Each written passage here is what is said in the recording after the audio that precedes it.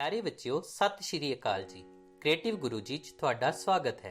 किरपा करके चैनल ਨੂੰ ਸਬਸਕ੍ਰਾਈਬ ਕਰੋ ਅਤੇ ਲੇਟੈਸਟ ਵੀਡੀਓ ਨੋਟੀਫਿਕੇਸ਼ਨਸ ਦੇ ਲਈ ਘੰਟੀ ਦੇ ਬਟਨ ਨੂੰ ਜ਼ਰੂਰ ਦਬਾਓ। ਵਿਗਿਆਨ ਕਲਾਸ 10ਵੀਂ ਕਿਰਿਆ ਮੈਗਨੀਸ਼ੀਅਮ ਰੀਵਨ ਦਾ ਜਲਣਾ। ਕਿਰਿਆ ਇੱਕ ਮੈਗਨੀਸ਼ੀਅਮ ਰੀਵਨ ਨੂੰ ਜਲਾਉਣ ਤੇ ਹੋਣ ਵਾਲੀ ਕਿਰਿਆ ਦਾ ਅਧਿਐਨ ਕਰਨਾ। ਲੋੜੀਂਦਾ ਸਮਾਨ: ਮੈਗਨੀਸ਼ੀਅਮ ਰੀਵਨ, चिमटा, स्पिरिट लैंप या बर्नर, वाच ग्लास, पानी, पीएच पेपर। लगभग 2 सेंटीमीटर लंबे मैगनीशियम रीवन नूं रेगमा नाल रगड़ के साफ करो। इस नूं चिमटी नाल फड़ो। इस नूं स्पिरिट लैंप या बर्नर की सहायता नाल जलाओ। मैगनीशियम रीवन दे जलन तो उपजी राख नूं एक वाच ग्लास विच इकट्ठा करो, जिवें चित्र विच दिखाई दे रहा है।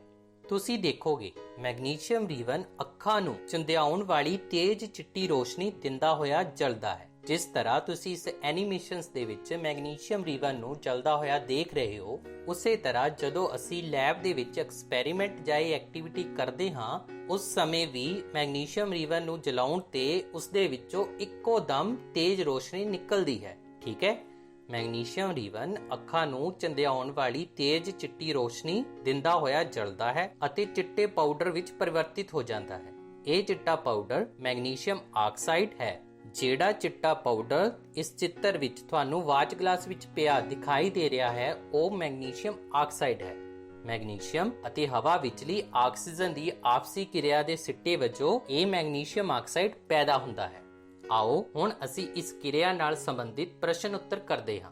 प्रश्न नंबर 1, ये किस किस्म की किरिया है, रसायनिक या भौतिक? उत्तर, ये किरिया एक रसायनिक किरिया है। मैगनीशियम रीवन का जलना एक रसायनिक किरिया है। प्रश्न नंबर 2, मैगनीशियम रीवन नूं जलाउण ते पैदा राख दा रंग किस तरह का हुंदा है? उत्तर, मैगनीशियम रीवन नूं जलाउण ते पैदा राख दा रंग चिट्टा हुंदा है। ठीक है। जदों मैगनीशियम रीवन जलदा है तो उस तो पैदा हुई राख दा रंग किहड़ा हुंदा है? चिट्टा हुंदा है। प्रश्न नंबर 3, मैगनीशियम दा संकेत दसो। उत्तर, मैगनीशियम नूं Mg संकेत नाल दर्शाया जांदा है। मैगनीशियम नूं किस संकेत नाल दर्शाया जांदा है? Mg संकेत नाल दर्शाया जांदा है। प्रश्न नंबर 4, वाच ग्लास विच पैदा जां इकट्ठे होए पदार्थ दा नाम दसो। उत्तर, वाच ग्लास विच पैदा जां इकट्ठे होए पदार्थ दा नाम मैगनीशियम आक्साइड है। ਜਿਹੜਾ ਚਿੱਟੇ ਰੰਗ ਦਾ ਪਦਾਰਥ ਵਾਚ ਗਲਾਸ ਦੇ ਵਿੱਚ ਸਾਨੂੰ ਚਿੱਤਰ ਦੇ ਵਿੱਚ ਦਿਖਾਈ ਦੇ ਰਿਹਾ ਸੀ, ਉਹ ਪਦਾਰਥ ਕਿਹੜਾ ਹੈ? ਮੈਗਨੀਸ਼ੀਅਮ ਆਕਸਾਈਡ ਹੈ। ਪ੍ਰਸ਼ਨ ਨੰਬਰ 5, ਮੈਗਨੀਸ਼ੀਅਮ ਰੀਵਨ ਨੂੰ ਜਲਾਉਣ ਤੇ ਹੋਈ ਰਸਾਇਣਿਕ ਕਿਰਿਆ ਦੀ ਸਮੀਕਰਨ ਲਿਖੋ। ਉੱਤਰ, ਮੈਗਨੀਸ਼ੀਅਮ ਰੀਵਨ ਨੂੰ ਜਲਾਉਣ ਤੇ ਹੋਈ ਰਸਾਇਣਿਕ ਕਿਰਿਆ ਇਸ ਪ੍ਰਕਾਰ ਹੈ: 2Mg plus O2 gives 2MgO। Mg magnesium, O2 oxygen, MgO magnesium oxide. प्रश्न नंबर 6, रसायनिक ਅਤੇ ਭੌਤਿਕ ਪਰਿਵਰਤਨਾਂ ਵਿੱਚ ਦੋ ਅੰਤਰ ਲਿਖੋ। ਉੱਤਰ, ਰਸਾਇਣਿਕ ਅਤੇ ਭੌਤਿਕ ਪਰਿਵਰਤਨਾਂ ਵਿੱਚ ਅੰਤਰ: ਰਸਾਇਣਿਕ ਪਰਿਵਰਤਨ, ਭੌਤਿਕ ਪਰਿਵਰਤਨ। ਪਹਿਲਾ ਪੁਆਇੰਟ, ਰਸਾਇਣਿਕ ਪਰਿਵਰਤਨ ਸਥਾਈ ਪਰਿਵਰਤਨ ਹੁੰਦੇ ਹਨ, ਜਦੋਂ ਕਿ ਭੌਤਿਕ ਪਰਿਵਰਤਨ ਅਸਥਾਈ ਪਰਿਵਰਤਨ ਹੁੰਦੇ ਹਨ। ਦੂਸਰਾ ਪੁਆਇੰਟ, ਰਸਾਇਣਿਕ ਪਰਿਵਰਤਨਾਂ ਵਿੱਚ ਨਵੇਂ ਗੁਣਾਂ ਵਾਲਾ ਨਵਾਂ ਪਦਾਰਥ ਬਣਦਾ ਹੈ। ਜਿਸ ਤਰ੍ਹਾਂ ਮੈਗਨੀਸ਼ੀਅਮ ਅਤੇ ਆਕਸੀਜਨ ਦੇ ਮਿਲਣ ਦੇ ਨਾਲ ਨਵਾਂ ਪਦਾਰਥ MgO ਮੈਗਨੀਸ਼ੀਅਮ ਆਕਸਾਈਡ ਬਣ ਰਿਹਾ ਹੈ, ਜਦੋਂ ਕਿ ਭੌਤਿਕ ਪਰਿਵਰਤਨਾਂ ਵਿੱਚ ਨਵਾਂ ਪਦਾਰਥ ਨਹੀਂ ਬਣਦਾ। ਪ੍ਰਸ਼ਨ ਨੰਬਰ 7, ਰਸਾਇਣਿਕ ਪਰਿਵਰਤਨ ਦੀਆਂ ਦੋ ਉਦਾਹਰਨਾਂ ਦਿਓ। ਉੱਤਰ, ਰਸਾਇਣਿਕ ਪਰਿਵਰਤਨ ਦੀਆਂ ਉਦਾਹਰਨਾਂ: ਪਹਿਲੀ ਉਦਾਹਰਨ, ਮੈਗਨੀਸ਼ੀਅਮ ਰੀਵਨ ਦਾ ਜਲਣਾ ਇੱਕ ਰਸਾਇਣਿਕ ਪਰਿਵਰਤਨ ਹੈ। दूसरी उदाहरण, दुध तो दही का बनना एक रसायनिक परिवर्तन है। तीसरी उदाहरण, कागज का जलना भी एक रसायनिक परिवर्तन है। प्रश्न नंबर 8, मैगनीशियम रीवन नूं जलाउण ते तुसीं की देखिया? इस परिवर्तन का सिट्टा दसो। उत्तर, मैगनीशियम रीवन नूं जलाउण ते असीं देखदे हां कि जदों मैगनीशियम रीवन जलना शुरू हुंदा है तां इक्को दम ਅੱਖਾਂ ਨੂੰ ਚੰਦਿਆਉਣ ਵਾਲੀ ਤੇਜ਼ ਚਿੱਟੀ ਰੋਸ਼ਨੀ ਪੈਦਾ ਹੁੰਦੀ ਹੈ। ਠੀਕ ਹੈ। ਜਦੋਂ ਮੈਗਨੀਸ਼ੀਅਮ ਰੀਵਨ ਜਲਦਾ ਹੈ ਤਾਂ ਉਸ ਦੇ ਜਲਣ ਤੇ ਇੱਕੋ ਦਮ ਅੱਖਾਂ ਨੂੰ ਚੰਦਿਆਉਣ ਵਾਲੀ ਤੇਜ਼ ਚਿੱਟੀ ਰੋਸ਼ਨੀ ਪੈਦਾ ਹੁੰਦੀ ਹੈ। ਇਸ ਪਰਿਵਰਤਨ ਦੇ ਸਿੱਟੇ ਵਜੋਂ ਮਤਲਬ ਮੈਗਨੀਸ਼ੀਅਮ ਰੀਵਨ ਨੂੰ ਜਲਾਉਣ ਤੋਂ ਬਾਅਦ ਮੈਗਨੀਸ਼ੀਅਮ ਆਕਸਾਈਡ ਚਿੱਟੇ ਪਾਊਡਰ ਦੇ ਰੂਪ ਦੇ ਵਿੱਚ ਸਾਨੂੰ ਪ੍ਰਾਪਤ ਹੋ ਜਾਂਦਾ ਹੈ। ਠੀਕ ਹੈ। ਪ੍ਰਸ਼ਨ ਨੰਬਰ 9, ਰਸਾਇਣਿਕ ਪਰਿਵਰਤਨ ਦੇ ਲੱਛਣ ਦੱਸੋ। ਇਹ ਬਹੁਤ ਮਹੱਤਵਪੂਰਨ ਪ੍ਰਸ਼ਨ ਹੈ। ਇਹ ਤੁਹਾਡੇ ਪੱਕੇ ਪੇਪਰਾਂ ਦੇ ਵਿੱਚ ਵੀ ਆ ਸਕਦਾ ਹੈ। ਉੱਤਰ, ਰਸਾਇਣਿਕ ਪਰਿਵਰਤਨ ਦੇ ਲੱਛਣ: ਅਵਸਥਾ ਵਿੱਚ ਪਰਿਵਰਤਨ ਹੋਣਾ ਰਸਾਇਣਿਕ ਪਰਿਵਰਤਨ ਨੂੰ ਦਰਸਾਉਂਦਾ ਹੈ। ਰੰਗ ਵਿੱਚ ਪਰਿਵਰਤਨ ਹੋਣਾ ਰਸਾਇਣਿਕ ਪਰਿਵਰਤਨ ਨੂੰ ਦਰਸਾਉਂਦਾ ਹੈ। ਗੈਸ ਦਾ ਨਿਕਲਣਾ ਰਸਾਇਣਿਕ ਪਰਿਵਰਤਨ ਨੂੰ ਦਰਸਾਉਂਦਾ ਹੈ। ਤਾਪਮਾਨ ਵਿੱਚ ਪਰਿਵਰਤਨ ਹੋਣਾ ਵੀ ਰਸਾਇਣਿਕ ਪਰਿਵਰਤਨ ਨੂੰ ਦਰਸਾਉਂਦਾ ਹੈ। ਪ੍ਰਸ਼ਨ ਨੰਬਰ 10 ਉਪਰੋਕਤ ਕਿਰਿਆ ਦੌਰਾਨ ਵਰਤੀਆਂ ਜਾਂਦੀਆਂ ਸਾਵਧਾਨੀਆਂ ਲਿਖੋ। ਉੱਤਰ ਕਿਰਿਆ ਦੌਰਾਨ ਵਰਤੀਆਂ ਜਾਂਦੀਆਂ ਸਾਵਧਾਨੀਆਂ। ਕਿਰਿਆ ਅਧਿਆਪਕ ਦੀ ਹਾਜ਼ਰੀ ਵਿੱਚ ਹੀ ਕੀਤੀ ਜਾਵੇ। ਜਦੋਂ ਵੀ ਤੁਸੀਂ ਇਹ ਕਿਰਿਆ ਕਰਨੀ ਹੈ ਅਧਿਆਪਕ ਦੀ ਹਾਜ਼ਰੀ ਵਿੱਚ ਹੀ ਕਰਨੀ ਹੈ। ਮੈਗਨੀਸ਼ੀਅਮ ਰੀਵਨ ਨੂੰ ਜਲਾਉਣ ਤੋਂ ਪਹਿਲਾਂ ਰੇਗਮਾਰ ਨਾਲ ਸਾਫ਼ ਕਰਨਾ ਚਾਹੀਦਾ ਹੈ। ਜਦੋਂ ਵੀ ਤੁਸੀਂ ਮੈਗਨੀਸ਼ੀਅਮ ਰੀਵਨ ਨੂੰ ਜਲਾਉਣਾ ਹੈ ਤਾਂ ਉਸ ਨੂੰ ਪਹਿਲਾਂ ਰੇਗਮਾਰ ਨਾਲ ਚੰਗੀ ਤਰ੍ਹਾਂ ਸਾਫ਼ ਕਰਨਾ ਹੈ। ਵਿਦਿਆਰਥੀ ਨੂੰ ਜਲਦੇ ਹੋਏ ਰੀਵਨ ਵੱਲ ਜ਼ਿਆਦਾ ਲੰਮਾ ਸਮਾਂ ਦੇਖਣਾ ਨਹੀਂ ਚਾਹੀਦਾ, ਠੀਕ ਹੈ, ਕਿਉਂਕਿ ਉਸ ਦੇ ਵਿੱਚੋਂ ਤੇਜ਼ ਅਤੇ ਅੱਖਾਂ ਨੂੰ ਚੰਦਿਆਉਣ ਵਾਲੀ ਰੋਸ਼ਨੀ ਨਿਕਲਦੀ ਹੈ। ਇਸ ਲਈ ਸਾਨੂੰ ਜਲਦੇ ਹੋਏ ਰੀਵਨ ਵੱਲ ਜ਼ਿਆਦਾ ਲੰਮਾ ਸਮਾਂ ਨਹੀਂ ਦੇਖਣਾ ਚਾਹੀਦਾ। ਇਹ ਵੀ ਚੰਗਾ ਹੋਵੇਗਾ ਜੇਕਰ ਵਿਦਿਆਰਥੀ ਤੇਜ਼ ਰੋਸ਼ਨੀ ਦੇ ਬਚਾਓ ਵਾਲੀਆਂ ਐਨਕਾਂ ਪਹਿਨ ਲੈਣ। ਇਸ ਦੇ ਨਾਲ ਤੁਹਾਡੀਆਂ ਅੱਖਾਂ ਦਾ ਬਚਾਅ ਹੋ ਜਾਵੇਗਾ। ਕਿਰਿਆ ਰਸਾਇਣਿਕ ਕਿਰਿਆ ਦਾ ਅਧਿਐਨ ਕਰਨਾ। ਕਿਰਿਆ ਰਸਾਇਣਿਕ ਕਿਰਿਆ ਦਾ ਅਧਿਐਨ ਕਰਨਾ। ਲੋੜੀਂਦਾ ਸਮਾਨ ਫਲਾਸਕ, ਦਾਣੇਦਾਰ ਜ਼ਿੰਕ, ਹਾਈਡਰੋਕਲੋਰਿਕ ਐਸਿਡ ਜਿਸ ਦਾ ਫਾਰਮੂਲਾ HCl ਹੁੰਦਾ ਹੈ, ਸਲਫਿਊਰਿਕ ਐਸਿਡ ਜਿਸ ਦਾ ਫਾਰਮੂਲਾ H2SO4 ਹੁੰਦਾ ਹੈ, ਕਾਰਕ, ਗੈਸ ਨਲੀ, ਮਾਚਿਸ। ਇੱਕ ਕੋਨਿਕਲ ਫਲਾਸਕ ਜਾਂ ਬੀਕਰ ਵਿੱਚ ਕੁਝ ਦਾਣੇਦਾਰ ਜ਼ਿੰਕ ਲਓ। ਇਸ ਵਿੱਚ ਪਤਲਾ ਹਾਈਡਰੋਕਲੋਰਿਕ ਐਸਿਡ ਜਾਂ ਸਲਫਿਊਰਿਕ ਐਸਿਡ ਪਾਓ। ਐਸਿਡ ਦੀ ਵਰਤੋਂ ਬਹੁਤ ਹੀ ਧਿਆਨਪੂਰਵਕ ਕਰਨੀ ਹੈ। ਤੁਹਾਨੂੰ ਜ਼ਿੰਕ ਦੇ ਆਲੇ ਦੁਆਲੇ ਬੁਲਬੁਲੇ ਨਿਕਲਦੇ ਹੋਏ ਦਿਖਾਈ ਦੇਣਗੇ। ਇਹ ਬੁਲਬੁਲੇ ਹਾਈਡਰੋਜਨ ਗੈਸ ਦੇ ਹਨ। ਜਦੋਂ ਦਾਣੇਦਾਰ ਜ਼ਿੰਕ ਹਾਈਡਰੋਕਲੋਰਿਕ ਐਸਿਡ ਜਾਂ ਸਲਫਿਊਰਿਕ ਐਸਿਡ ਨਾਲ ਕਿਰਿਆ ਕਰਦਾ ਹੈ ਤਾਂ ਹਾਈਡਰੋਜਨ ਗੈਸ ਪੈਦਾ ਹੁੰਦੀ ਹੈ। ਜਿਸ ਤਰ੍ਹਾਂ ਤੁਸੀਂ ਇਸ ਐਨੀਮੇਸ਼ਨ ਵਿੱਚ ਬੁਲਬੁਲਿਆਂ ਦੇ ਰੂਪ ਵਿੱਚ ਹਾਈਡਰੋਜਨ ਗੈਸ ਨਿਕਲ ਰਹੀ ਦੇਖ ਰਹੇ ਹੋ। ਫਲਾਸਕ ਜਾਂ ਬੀਕਰ ਨੂੰ ਛੂਹਣ ਤੇ ਤੁਸੀਂ ਮਹਿਸੂਸ ਕਰੋਗੇ ਕਿ ਇਹ ਥੋੜਾ ਗਰਮ ਹੋ ਗਏ ਹਨ, ਕਿਉਂਕਿ ਹਾਈਡਰੋਜਨ ਗੈਸ ਦੇ ਪੈਦਾ ਹੋਣ ਦੇ ਨਾਲ ਤਾਪ ਊਰਜਾ ਵੀ ਨਿਕਲ ਰਹੀ ਹੈ। ਆਓ ਹੁਣ ਅਸੀਂ ਇਸ ਕਿਰਿਆ ਨਾਲ ਸੰਬੰਧਿਤ ਪ੍ਰਸ਼ਨ ਉੱਤਰ ਕਰਦੇ ਹਾਂ। ਪ੍ਰਸ਼ਨ ਨੰਬਰ 1 ਉਪਰੋਕਤ ਕਿਰਿਆ ਦੌਰਾਨ ਕਿਹੜੀ ਗੈਸ ਨਿਕਲਦੀ ਹੈ? ਉੱਤਰ ਕਿਰਿਆ ਦੌਰਾਨ ਹਾਈਡਰੋਜਨ ਗੈਸ ਨਿਕਲਦੀ ਹੈ। ਜਦੋਂ ਦਾਣੇਦਾਰ ਜ਼ਿੰਕ ਹਾਈਡਰੋਕਲੋਰਿਕ ਐਸਿਡ ਜਾਂ ਸਲਫਿਊਰਿਕ ਐਸਿਡ ਨਾਲ ਕਿਰਿਆ ਕਰਦਾ ਹੈ ਤਾਂ ਕਿਹੜੀ ਗੈਸ ਪੈਦਾ ਹੁੰਦੀ ਹੈ? ਹਾਈਡਰੋਜਨ ਗੈਸ ਪੈਦਾ ਹੁੰਦੀ ਹੈ। ਇਸ ਦਾ ਮਤਲਬ ਕਿਰਿਆ ਵਿੱਚ ਕਿਹੜੀ ਗੈਸ ਨਿਕਲਦੀ ਹੈ? ਹਾਈਡਰੋਜਨ ਗੈਸ ਨਿਕਲਦੀ ਹੈ। ਪ੍ਰਸ਼ਨ ਨੰਬਰ 2 ਨਿਕਲ ਰਹੀ ਗੈਸ ਦੇ ਨੇੜੇ ਬਲਦੀ ਤੀਲੀ ਲੈ ਕੇ ਜਾਣ ਨਾਲ ਕੀ ਹੋਵੇਗਾ? ਉੱਤਰ ਨਿਕਲ ਰਹੀ ਗੈਸ ਦੇ ਨੇੜੇ ਬਲਦੀ ਤੀਲੀ ਲੈ ਕੇ ਜਾਣ ਨਾਲ ਪੌਪ ਦੀ ਆਵਾਜ਼ ਨਾਲ ਹਾਈਡਰੋਜਨ ਗੈਸ ਜਲਣ ਲੱਗ ਜਾਵੇਗੀ।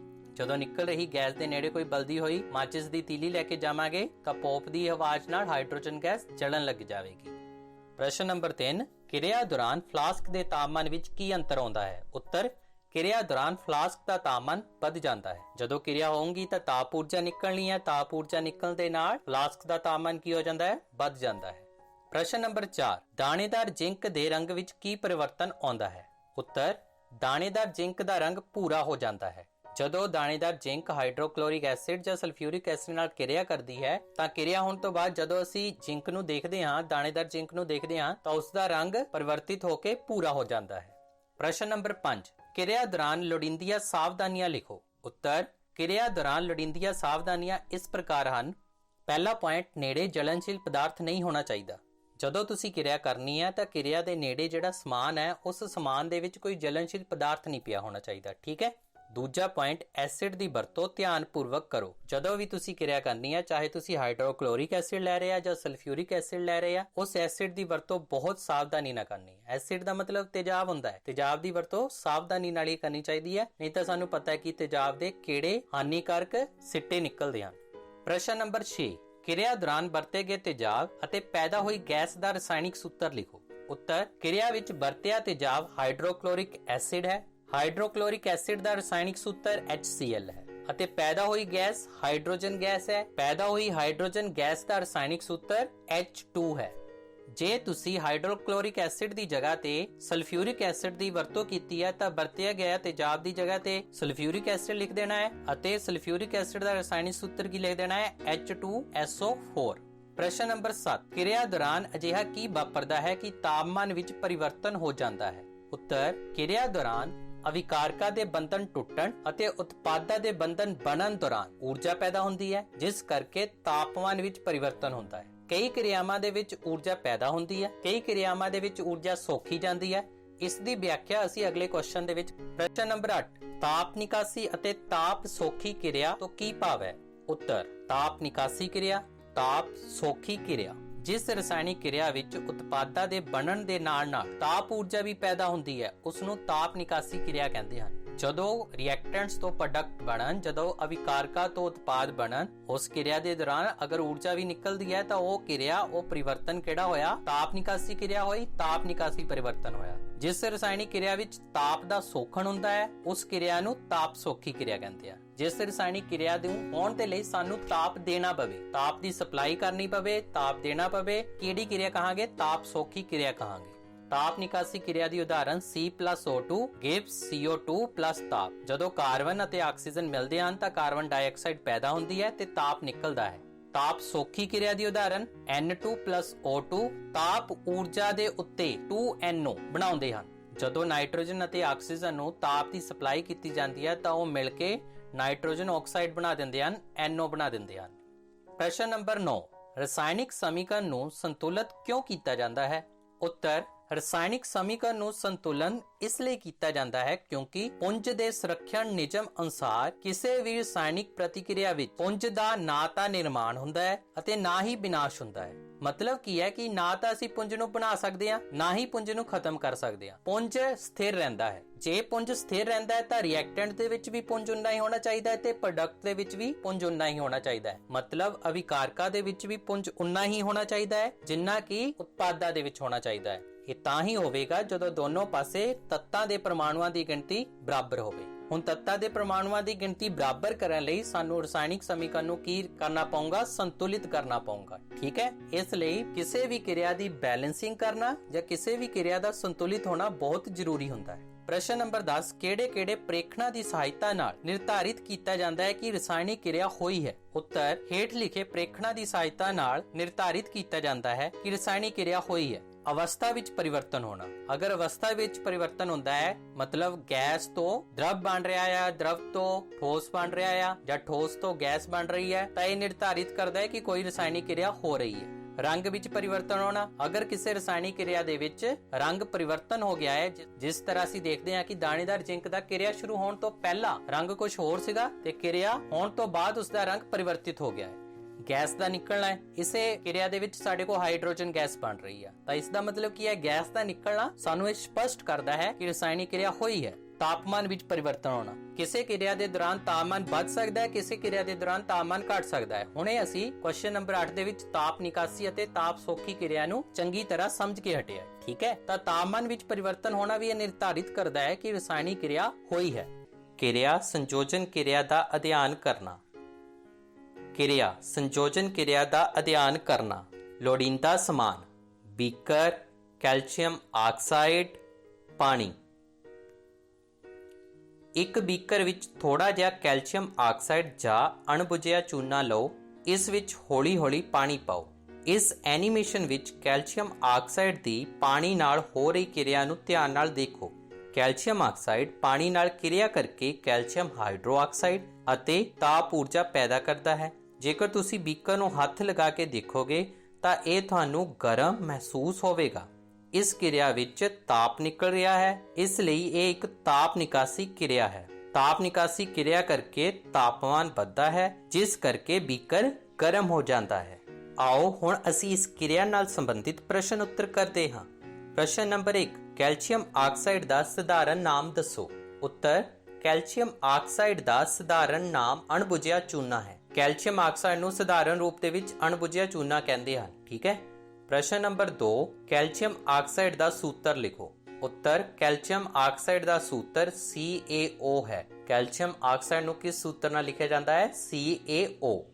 ਪ੍ਰਸ਼ਨ ਨੰਬਰ 3, ਕੈਲਸ਼ੀਅਮ ਆਕਸਾਈਡ ਪਲੱਸ ਪਾਣੀ ਸਾਨੂੰ ਡੈਸ਼ ਦਿੰਦਾ ਹੈ। ਉੱਤਰ, ਕੈਲਸ਼ੀਅਮ ਆਕਸਾਈਡ ਪਲੱਸ ਪਾਣੀ ਸਾਨੂੰ ਕੈਲਸ਼ੀਅਮ ਹਾਈਡਰੋਕਸਾਈਡ ਅਤੇ ਤਾਪ ਊਰਜਾ ਦਿੰਦਾ ਹੈ। ਇਸ ਦੀ ਰਸਾਇਣਿਕ ਸਮੀਕਰਨ ਨੂੰ ਇਸ ਪ੍ਰਕਾਰ ਲਿਖਿਆ ਜਾ ਸਕਦਾ ਹੈ: CaO plus H2O gives Ca(OH) 2 plus heat energy ਤਾਪ ਊਰਜਾ।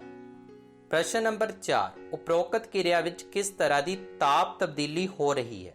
ਉੱਤਰ, ਉਪਰੋਕਤ ਕਿਰਿਆ ਇੱਕ ਤਾਪ ਨਿਕਾਸੀ ਕਿਰਿਆ ਹੈ, ਜਿਸ ਕਰਕੇ ਤਾਪਮਾਨ ਵਧਣ ਕਰਕੇ ਬੀਕਰ ਗਰਮ ਹੋ ਜਾਂਦਾ ਹੈ। ਇਸ ਲਈ ਤਾਪ ਨਿਕਾਸੀ ਕਿਰਿਆ ਹੋਣ ਦੇ ਕਰਕੇ ਇਸ ਵਿੱਚ ਤਾਪਮਾਨ ਦਾ ਵਾਧਾ ਹੋ ਰਿਹਾ ਹੈ।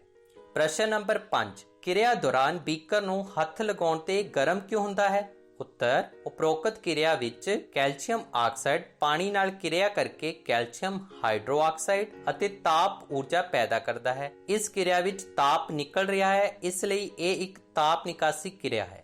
ਤਾਪ ਨਿਕਾਸੀ ਕਿਰਿਆ ਦੇ ਵਿੱਚ ਕੀ ਹੁੰਦਾ ਹੈ? ਅਭਿਕਾਰਕਾਂ ਤੋਂ ਉਤਪਾਦ ਬਣਨ ਦੇ ਨਾਲ ਊਰਜਾ ਵੀ ਨਿਕਲਦੀ ਹੈ। ਮਤਲਬ ਰਿਐਕਟੈਂਟਸ ਤੋਂ ਜਦੋਂ ਪ੍ਰੋਡਕਟ ਬਣਦੇ ਆ ਤਾਂ ਹੀਟ એનર્ਜੀ ਊਰਜਾ ਵੀ ਨਿਕਲਦੀ ਹੈ। ਤਾਪ ਨਿਕਾਸੀ ਕਿਰਿਆ ਕਰਕੇ ਤਾਪਮਾਨ ਵੱਧਦਾ ਹੈ, ਜਿਸ ਕਰਕੇ ਬੀਕਰ ਗਰਮ ਹੋ ਜਾਂਦਾ ਹੈ। ਪ੍ਰਸ਼ਨ ਨੰਬਰ 6, ਕੈਲਸ਼ੀਅਮ ਆਕਸਾਈਡ ਦਾ ਆਮ ਜੀਵਨ ਵਿੱਚ ਉਪਯੋਗ ਦੱਸੋ। ਉੱਤਰ, ਕੈਲਸ਼ੀਅਮ ਆਕਸਾਈਡ ਦਾ ਆਮ ਜੀਵਨ ਵਿੱਚ ਉਪਯੋਗ। ਨੰਬਰ 1, ਕੈਲਸ਼ੀਅਮ ਆਕਸਾਈਡ ਦਾ ਉਪਯੋਗ ਭੂਮੀ ਦੇ ਤੇਜ਼ਾਬੀਪਣ ਨੂੰ ਠੀਕ ਕਰਨ ਲਈ ਕੀਤਾ ਜਾਂਦਾ ਹੈ। ਕੈਲਸ਼ੀਅਮ ਆਕਸਾਈਡ ਦਾ ਉਪਯੋਗ ਕਿਸ ਲਈ ਕੀਤਾ ਜਾਂਦਾ ਹੈ? ਭੂਮੀ ਦੇ ਤੇਜ਼ਾਬੀਪਣ ਨੂੰ ਠੀਕ ਕਰਨ ਦੇ ਲਈ। ਨੰਬਰ 2, ਕੈਲਸ਼ੀਅਮ ਆਕਸਾਈਡ ਦਾ ਉਪਯੋਗ ਚੀਨੀ ਦੀ ਸੁਧਾਈ ਲਈ ਕੀਤਾ ਜਾਂਦਾ ਹੈ। ਚੀਨੀ ਨੂੰ ਸਾਫ਼ ਕਰਨ ਦੇ ਲਈ ਵੀ ਕੈਲਸ਼ੀਅਮ ਆਕਸਾਈਡ ਦਾ ਉਪਯੋਗ ਕੀਤਾ ਜਾਂਦਾ ਹੈ। ਪ੍ਰਸ਼ਨ number 7, C(x) plus O2(y) gives CO2(z)। ਇੱਥੇ x, y, z ਕੀ ਹਨ? ਉੱਤਰ, ਕਿਸੇ ਵੀ ਤੱਤ ਦੇ ਨਾਲ ਬ੍ਰੈਕਟ ਵਿੱਚ ਪਦਾਰਥ ਦੀਆਂ ਅਵਸਥਾਵਾਂ ਨੂੰ ਲਿਖਿਆ ਜਾਂਦਾ ਹੈ। ਪਦਾਰਥ ਦੀਆਂ ਅਵਸਥਾਵਾਂ ਕਿਹੜੀਆਂ ਹਨ? ਠੋਸ, ਤਰਲ ਅਤੇ ਗੈਸ। ਪਦਾਰਥ ਦੇ ਨਾਲ ਬ੍ਰੈਕਟ ਦੇ ਵਿੱਚ ਇਹਨਾਂ ਅਵਸਥਾਵਾਂ ਨੂੰ ਲਿਖ ਕੇ ਇਹ ਦੱਸਿਆ ਜਾਂਦਾ ਹੈ ਕਿ ਪਦਾਰਥ ਕਿਹੜੀ ਅਵਸਥਾ ਦੇ ਵਿੱਚ ਮੌਜੂਦ ਹੈ। ਇੱਥੇ ਕਾਰਬਨ ਠੋਸ ਅਵਸਥਾ ਵਿੱਚ, ਮਤਲਬ x ਬਰਾਬਰ ਠੋਸ। ਆਕਸੀਜਨ ਗੈਸ ਅਵਸਥਾ ਵਿੱਚ, ਮਤਲਬ y ਬਰਾਬਰ ਗੈਸ। ਅਤੇ ਕਾਰਬਨ ਡਾਈਆਕਸਾਈਡ ਵੀ ਗੈਸ ਅਵਸਥਾ ਵਿੱਚ, ਮਤਲਬ z ਬਰਾਬਰ ਗੈਸ। ਫਿਰ ਇੱਥੇ x, y, z ਕੀ ਹਨ? x ਬਰਾਬਰ ਠੋਸ ਹੈ, y ਬਰਾਬਰ ਗੈਸ ਹੈ ਅਤੇ z ਬਰਾਬਰ ਵੀ ਗੈਸ ਹੀ ਹੈ। ਪ੍ਰਸ਼ਨ ਨੰਬਰ 8, ਸੰਯੋਜਨ ਕਿਰਿਆ ਕੀ ਹੈ? ਉਦਾਹਰਨ ਦਿਓ। ਉੱਤਰ, ਸੰਯੋਜਨ ਕਿਰਿਆ ਉਹ ਕਿਰਿਆ ਜਿਸ ਵਿੱਚ 2 ਜਾਂ 2 ਤੋਂ ਵੱਧ ਪਦਾਰਥ ਮਿਲ ਕੇ ਉਤਪਾਦ ਬਣਾਉਂਦੇ ਹਨ, ਸੰਯੋਜਨ ਕਿਰਿਆ ਅਖਵਾਉਂਦੀ ਹੈ। ਜਦੋਂ 2 ਜਾਂ 2 ਤੋਂ ਵੱਧ ਪਦਾਰਥ ਮਿਲ ਕੇ ਇੱਕ ਪਦਾਰਥ ਬਣਾਉਣ, ਉਸ ਕਿਰਿਆ ਨੂੰ ਅਸੀਂ ਕੀ ਕਹਾਂਗੇ? ਸੰਯੋਜਨ ਕਿਰਿਆ। ਉਦਾਹਰਨ ਦੇ ਲਈ CaO plus H2O gives Ca (bracket start) OH (bracket close) 2 plus heat energy ਤਾਪ ਊਰਜਾ। ਇਸ ਦੇ ਵਿੱਚ 2 ਪਦਾਰਥ ਮਿਲ ਕੇ ਇੱਕ ਪਦਾਰਥ ਬਣਾ ਰਹੇ ਹਨ। 2 ਪਦਾਰਥ ਕਿਹੜੇ ਹਨ? CaO ਅਤੇ H2O। ਇੱਕ ਪਦਾਰਥ ਕਿਹੜਾ ਬਣ ਰਿਹਾ ਹੈ? Ca ਬ੍ਰੈਕਟ ਦੇ ਵਿੱਚ OH/2। ਠੀਕ ਹੈ, ਤਾਂ ਇਹ ਕਿਹੜੀ ਕਿਰਿਆ ਹੋਈ? ਸੰਯੋਜਨ ਕਿਰਿਆ। ਪ੍ਰਸ਼ਨ ਨੰਬਰ 9, ਦੀਵਾਰਾਂ ਨੂੰ ਕਲੀ ਕਰਨ ਤੋਂ ਕੁਝ ਦਿਨ ਬਾਅਦ ਦੀਵਾਰਾਂ ਤੇ ਚਮਕ ਆ ਜਾਂਦੀ ਹੈ, ਅਜਿਹਾ ਕਿਉਂ ਹੁੰਦਾ ਹੈ? ਉੱਤਰ, ਕੈਲਸ਼ੀਅਮ ਹਾਈਡਰੋਕਸਾਈਡ ਹਵਾ ਵਿਚਲੀ CO2 ਕਾਰਬਨ ਡਾਈਆਕਸਾਈਡ ਨਾਲ ਧੀਮੀ ਗਤੀ ਨਾਲ ਕਿਰਿਆ ਕਰਕੇ ਕੈਲਸ਼ੀਅਮ ਕਾਰਬੋਨੇਟ ਦੀ ਪਤਲੀ ਪਰਤ ਬਣਾ ਦਿੰਦਾ ਹੈ। ਇਸ ਨਾਲ ਦੀਵਾਰਾਂ ਤੇ ਚਮਕ ਆ ਜਾਂਦੀ ਹੈ। ਕੀ ਹੁੰਦਾ ਹੈ ਕਿ ਕੈਲਸ਼ੀਅਮ ਹਾਈਡਰੋਕਸਾਈਡ ਹਵਾ ਵਿਚਲੀ ਕਾਰਬਨ ਡਾਈਆਕਸਾਈਡ ਦੇ ਨਾਲ ਕਿਰਿਆ ਕਰਦਾ ਰਹਿੰਦਾ ਹੈ। ਹੌਲੀ ਹੌਲੀ ਕਿਰਿਆ ਹੁੰਦੀ ਰਹਿੰਦੀ ਹੈ ਤੇ 2-3 ਦਿਨ ਦੇ ਮਗਰੋਂ ਸਾਨੂੰ ਚਮਕ ਦੇ ਰੂਪ ਦੇ ਵਿੱਚ ਦਿਖਾਈ ਦੇਣ ਲੱਗ ਪੈਂਦੀ ਹੈ। ਪ੍ਰਸ਼ਨ ਨੰਬਰ 10, ਉਪਰੋਕਤ ਕਿਰਿਆ ਵਿੱਚ ਜੋ ਉਤਪਾਦ ਬਣਿਆ ਹੈ ਉਸ ਦੀਆਂ ਵਿਸ਼ੇਸ਼ਤਾਵਾਂ ਲਿਖੋ। ਉੱਤਰ, ਉਪਰੋਕਤ ਕਿਰਿਆ ਵਿੱਚ ਕੈਲਸ਼ੀਅਮ ਆਕਸਾਈਡ ਦਾ ਪਾਣੀ ਨਾਲ ਕਿਰਿਆ ਕਰਨ ਨਾਲ ਕੈਲਸ਼ੀਅਮ ਹਾਈਡਰੋਕਸਾਈਡ ਬਣਿਆ ਹੈ। ਇਸ ਦੇ ਪਾਣੀ ਵਿੱਚ ਮਿਸ਼ਰਣ ਨੂੰ ਦੀਵਾਰਾਂ ਤੇ ਸਫੇਦੀ ਕਰਨ ਲਈ ਵਰਤਿਆ ਜਾਂਦਾ ਹੈ। ਇਹ ਹਵਾ ਵਿਚਲੀ ਕਾਰਬਨ ਡਾਈਆਕਸਾਈਡ CO2 ਨਾਲ ਧੀਮੀ ਗਤੀ ਨਾਲ ਕਿਰਿਆ ਕਰਕੇ ਕੈਲਸ਼ੀਅਮ ਕਾਰਬੋਨੇਟ ਦੀ ਪਰਤ ਬਣਾ ਦਿੰਦਾ ਹੈ, ਜਿਸ ਕਰਕੇ 2-3 ਦਿਨਾਂ ਬਾਅਦ ਦੀਵਾਰਾਂ ਤੇ ਚਮਕ ਆ ਜਾਂਦੀ ਹੈ। ਕਿਰਿਆ ਅਪਘਟਨ ਕਿਰਿਆ ਦਾ ਅਧਿਐਨ ਕਰਨਾ। ਕਿਰਿਆ ਅਪਘਟਨ ਕਿਰਿਆ ਦਾ ਅਧਿਐਨ ਕਰਨਾ। ਲੋੜੀਂਦਾ ਸਮਾਨ: ਪਰਖ ਨਲੀ holder, ferrous sulphate, spirit lamp. ਇੱਕ ਸੁੱਕੀ ਉਬਾਲੀ ਹੋਈ ਪਰਖ ਨਲੀ ਵਿੱਚ ਲਗਭਗ 2 ਗ੍ਰਾਮ ਫੈਰਸ ਸਲਫੇਟ ਦੇ ਕ੍ਰਿਸਟਲ ਲਓ। ਪਰਖ ਨਲੀ ਵਿੱਚ ਮੌਜੂਦ ਫੈਰਸ ਸਲਫੇਟ ਦੇ ਕ੍ਰਿਸਟਲਾਂ ਦਾ ਰੰਗ ਧਿਆਨ ਨਾਲ ਦੇਖੋ। ਪਰਖ ਨਲੀ ਨੂੰ ਬਰਨਰ ਜਾਂ ਸਪਿਰਟ ਲੈਂਪ ਤੇ ਗਰਮ ਕਰੋ, ਜਿਸ ਤਰ੍ਹਾਂ ਤੁਹਾਨੂੰ ਚਿੱਤਰ ਵਿੱਚ ਦਿਖਾਈ ਦੇ ਰਿਹਾ ਹੈ। ਗਰਮ ਕਰਨ ਤੇ ਫੈਰਸ ਸਲਫੇਟ ਦੇ ਕ੍ਰਿਸਟਲਾਂ ਦਾ ਰੰਗ ਧਿਆਨ ਨਾਲ ਦੇਖੋ। ਤੁਸੀਂ ਦੇਖੋਗੇ ਕਿ ਫੈਰਸ ਸਲਫੇਟ ਦੇ ਕ੍ਰਿਸਟਲਾਂ ਦਾ ਰੰਗ ਬਦਲ ਗਿਆ ਹੈ, ਜਿਸ ਤਰ੍ਹਾਂ ਤੁਹਾਨੂੰ ਇਸ ਚਿੱਤਰ ਦੇ ਵਿੱਚ ਦਿਖਾਈ ਦੇ ਰਿਹਾ ਹੈ ਕਿ ਗਰਮ ਕਰਨ ਤੋਂ ਪਹਿਲਾਂ ਫੈਰਸ ਸਲਫੇਟ ਦੇ ਕ੍ਰਿਸਟਲਾਂ ਦਾ ਰੰਗ ਥੋੜਾ ਜਿਹਾ ਹਰਾ ਹੈ ਅਤੇ ਗਰਮ ਕਰਨ ਤੋਂ ਬਾਅਦ ਫੈਰਸ ਸਲਫੇਟ ਦੇ ਕ੍ਰਿਸਟਲਾਂ ਦਾ ਰੰਗ ਬਦਲ ਕੇ ਭੂਰਾ ਹੋ ਜਾਂਦਾ ਹੈ। ਇਸ ਰਸਾਇਣਿਕ ਕਿਰਿਆ ਵਿੱਚ ਫੈਰਸ ਸਲਫੇਟ ਨੂੰ ਗਰਮ ਕਰਨ ਤੇ ਉਹਨਾਂ ਦਾ ਹਰਾ ਰੰਗ ਬਦਲ ਗਿਆ ਹੈ ਅਤੇ ਹੋਰ ਗਰਮ ਕਰਨ ਤੇ ਇਹ ਟੁੱਟ ਕੇ ਫੈਰਿਕ ਆਕਸਾਈਡ, ਸਲਫਰ ਡਾਈਆਕਸਾਈਡ ਅਤੇ ਸਲਫਰ ਟ੍ਰਾਈਆਕਸਾਈਡ ਪੈਦਾ ਕਰਦੇ ਹਨ। ਆਓ ਹੁਣ ਅਸੀਂ ਇਸ ਕਿਰਿਆ ਨਾਲ ਸੰਬੰਧਿਤ ਪ੍ਰਸ਼ਨ ਉੱਤਰ ਕਰਦੇ ਹਾਂ। ਪ੍ਰਸ਼ਨ ਨੰਬਰ 1, ਇੱਥੇ X ਦੀ ਜਗ੍ਹਾ ਤੇ ਕੀ ਆਵੇਗਾ? 2FeSO4 gives on X Fe2O3 plus SO2 plus SO3। Uttar, X ਗਰਮ ਕਰਨਾ। ਇਸ ਰਸਾਇਣਿਕ ਸਮੀਕਰਨ ਵਿੱਚ ਫੈਰਸ ਸਲਫੇਟ ਦੇ crystal ferric oxide, sulphur dioxide, sulphur trioxide ਦੇ ਵਿੱਚ ਬਦਲ ਰਹੇ ਹਨ ਜਦੋਂ ਉਹਨਾਂ ਨੂੰ ਗਰਮ ਕੀਤਾ ਜਾਂਦਾ ਹੈ। ਇਸ ਲਈ X ਦੀ ਜਗ੍ਹਾ ਤੇ ਗਰਮ ਕਰਨਾ ਆਵੇਗਾ। ਪ੍ਰਸ਼ਨ ਨੰਬਰ 2, ਜਦੋਂ ਅਪਘਟਨ ਕਿਰਿਆ ਗਰਮ ਕਰਕੇ ਕੀਤੀ ਜਾਂਦੀ ਹੈ ਤਾਂ ਉਸ ਕਿਰਿਆ ਨੂੰ ਕਿਹੜੀ ਕਿਰਿਆ ਕਹਿੰਦੇ ਹਨ? ਉੱਤਰ, ਜਦੋਂ ਅਪਘਟਨ ਕਿਰਿਆ ਗਰਮ ਕਰਕੇ ਕੀਤੀ ਜਾਂਦੀ ਹੈ ਤਾਂ ਉਸ ਨੂੰ ਤਾਪ ਅਪਘਟਨ ਕਿਰਿਆ ਆਖਦੇ ਹਨ। ਕਿਰਿਆ ਤਾਪ ਦੀ ਮੌਜੂਦਗੀ ਦੇ ਵਿੱਚ ਹੁੰਦੀ ਹੈ ਅਤੇ ਇੱਕ ਪਦਾਰਥ ਤੋਂ ਦੋ ਜਾਂ ਦੋ ਤੋਂ ਵੱਧ ਪਦਾਰਥ ਬਣ ਰਹੇ ਹਨ। ਇਸ ਲਈ ਜਿਹੜੀ ਅਪਘਟਨ ਕਿਰਿਆ ਗਰਮ ਕਰਕੇ ਕੀਤੀ ਜਾਵੇਗੀ ਉਸ ਨੂੰ ਅਸੀਂ ਕੀ ਕਹਾਂਗੇ? ਤਾਪ ਅਪਘਟਨ ਕਿਰਿਆ। ਪ੍ਰਸ਼ਨ ਨੰਬਰ 3, ਫੈਰਸ ਸਲਫੇਟ ਦਾ ਰਸਾਇਣਿਕ ਸੂਤਰ ਲਿਖੋ। ਉੱਤਰ, ਫੈਰਸ ਸਲਫੇਟ ਦਾ ਰਸਾਇਣਿਕ ਸੂਤਰ FeSO4 ਹੈ। ਫੈਰਸ ਸਲਫੇਟ ਨੂੰ ਕਿਸ ਰਸਾਇਣਿਕ ਸੂਤਰ ਨਾਲ ਲਿਖਿਆ ਜਾਂਦਾ ਹੈ? FeSO4। ਪ੍ਰਸ਼ਨ ਨੰਬਰ 4, ਲੈਡ ਨਾਈਟ੍ਰੇਟ ਦਾ ਰਸਾਇਣਿਕ ਸੂਤਰ ਲਿਖੋ। ਉੱਤਰ, ਲੈਡ ਨਾਈਟ੍ਰੇਟ ਦਾ ਰਸਾਇਣਿਕ ਸੂਤਰ PV(NO3)2 ਹੈ। ਲੈਡ ਨਾਈਟ੍ਰੇਟ ਨੂੰ ਕਿਸ ਰਸਾਇਣਿਕ ਸੂਤਰ ਨਾਲ ਲਿਖਿਆ ਜਾਂਦਾ ਹੈ? PV ਦੇ ਵਿੱਚ NO3 ਤੇ ਬਾਹਰ 2।